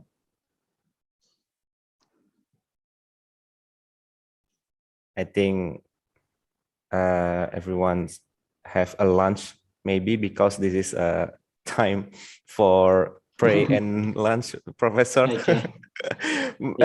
Maybe my last questions before we close this discussion: how do we start research in the field of halal And what should we do in the beginning, Professor? Because in Universitas Sumatera Utara, we have LPH in the time ago, but today we don't start run yet the LPH. I'm not sure about what is the problem, and can we collaborate on research with your institution in the future? Maybe for our institution, it's a bit later to start. Thank you. Terima kasih, Adrian. Yes, of course, why not? How to start? I think we just get together, 2 or 3 of you with same interest in doing these things. Then you can do in one of these 3, materials, processing or analysis in one of these 3 sectors. And then the group should be interdisciplinary. Actually, when we talk about halal science, any field of discipline is welcome. You can join. It's not necessarily from food science, not necessarily from agriculture, from biotech, from chemistry, but also could be from any other things. Even in our institute in Malaysia, we have a researcher from medical school, for example, from dentistry, from pharmacy, of course, and then non-science also. We have from Sharia. We are Universitas Islam. We have Sharia people. We have laws, in Malaysia, for example, the draft of Undang-Undang Wisata Muslim-friendly tourism in Malaysia drafted in our institute. We got a grant for that. And then we have economic and marketing and any other things, any other thing. You welcome them as long as they would like to do research related to halal. And then the potential collaboration with us, inshallah, we welcome you to our place. We also normally receive staff, researchers from other university in Indonesia to do staff mobility or what do you call this, magang, for example, in Indonesia it's called magang, or attachment for short period of time. Thank you. Thank you very much, Professor. Professor, I think Ms. Deli Sylvia wants to know about your number phone, WhatsApp in the chat box. Oh yeah. Okay. I think I give it to Ibu Elisa ya kalau nggak salah. Okay. Ada dengan Ibu Elisa, nanti boleh minta. Izin bicara ya, Pak Adrian. Sila, ya. Halo Pak, please. Assalamualaikum Pak Prof. Irwandi. Ini saya Dede. Kita sama-sama pernah dulu di Surya University. Ingat nggak Pak? Iya. Nanti saya ini kan. Terima kasih. Di email ada email saya di sini. Nanti saya kirimkan nomornya. Oke, baik. Jadi yang WA-nya yang berminat aja gitu ya. Jadi enggak. Oke, iya siap. Nanti ada saya kirimkan ininya. Sekarang saya ini jurnal tadi ya yang saya inikan, dan ini di presentasi saya. Presentasi akan saya share dengan panitia. Ini ada email saya, dan nanti insya Allah saya kirimkan nomor WA di sini. Ada di box saya udah kirimkan ya, email dan jurnalnya. Oke, terima kasih Prof dan Pak Adrian. Terima kasih. Okay, thank you, Ms. Deli. And I think this is the last session in our discussion in this webinar, and I would like to ask Professor Irwandi to give the closing statement. Time is yours. First of all, thank you very much for all the participants for listening to my presentation.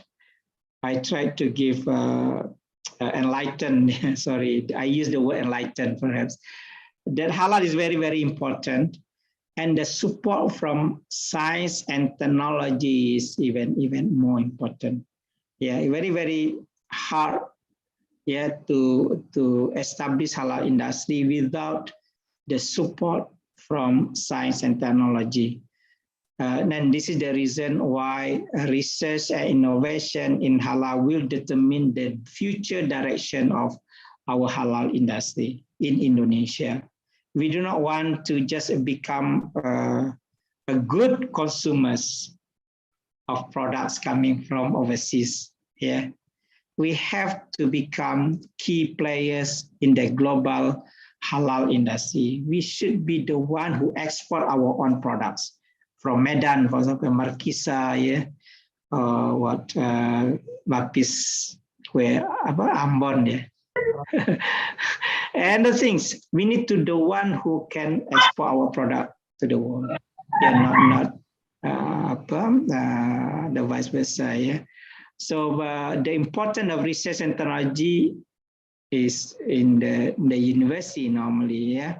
So university plays important role to support the global halal industry from Indonesia. Thank you. Yeah, thank you very much to Professor Irwandi Jaswir for the closing statement. And now we are in the end of this seminar. Before I close the seminar, I would like to ask to all audience participants to open the video because the committee will cap a screen capture. Miss Siti, please. Okay, wait for a moment.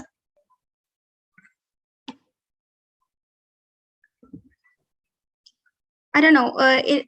From my laptop, it's the spotlight is on Professor Irwandi. Yeah, I'm sorry. Okay. How about now? Could you get the screen capture? It's still. Oh. I don't know. Is it me or? Okay. No. Okay. To all participants, please turn on the video. I would like to screen cap as our documentations. Okay, 1, 2, 3.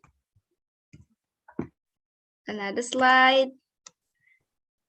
1, 2, 3.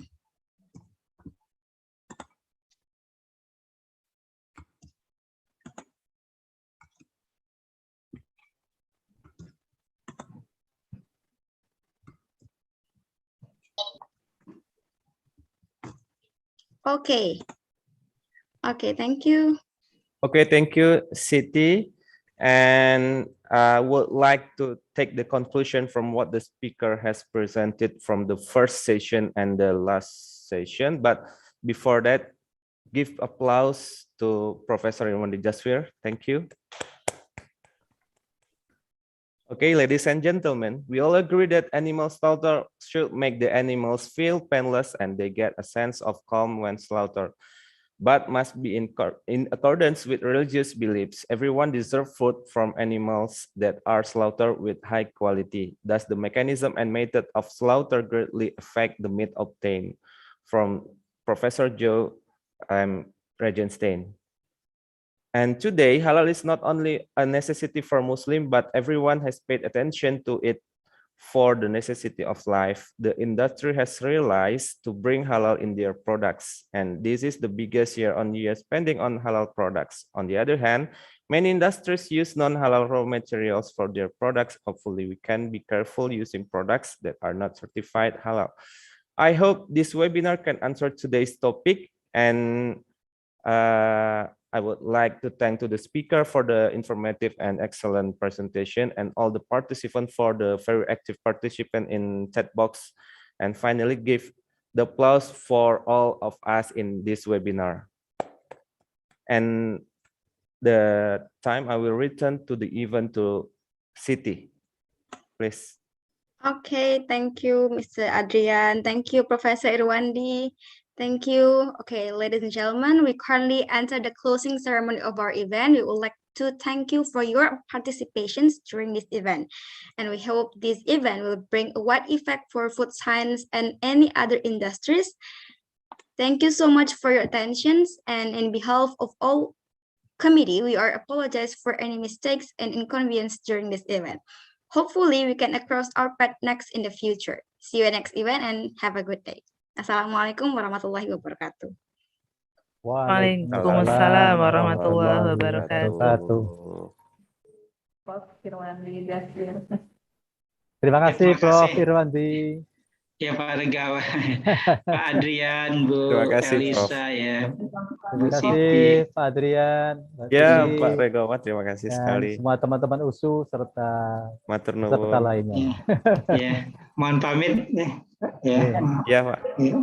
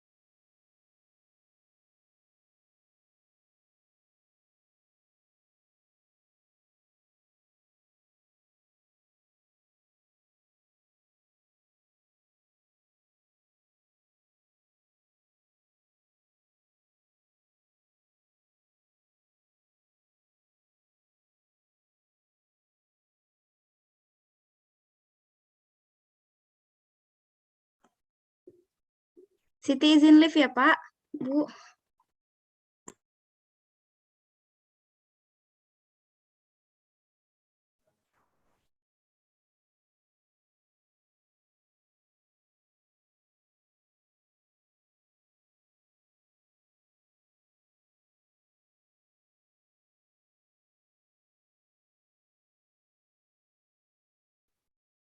Iya, Bu. Iya.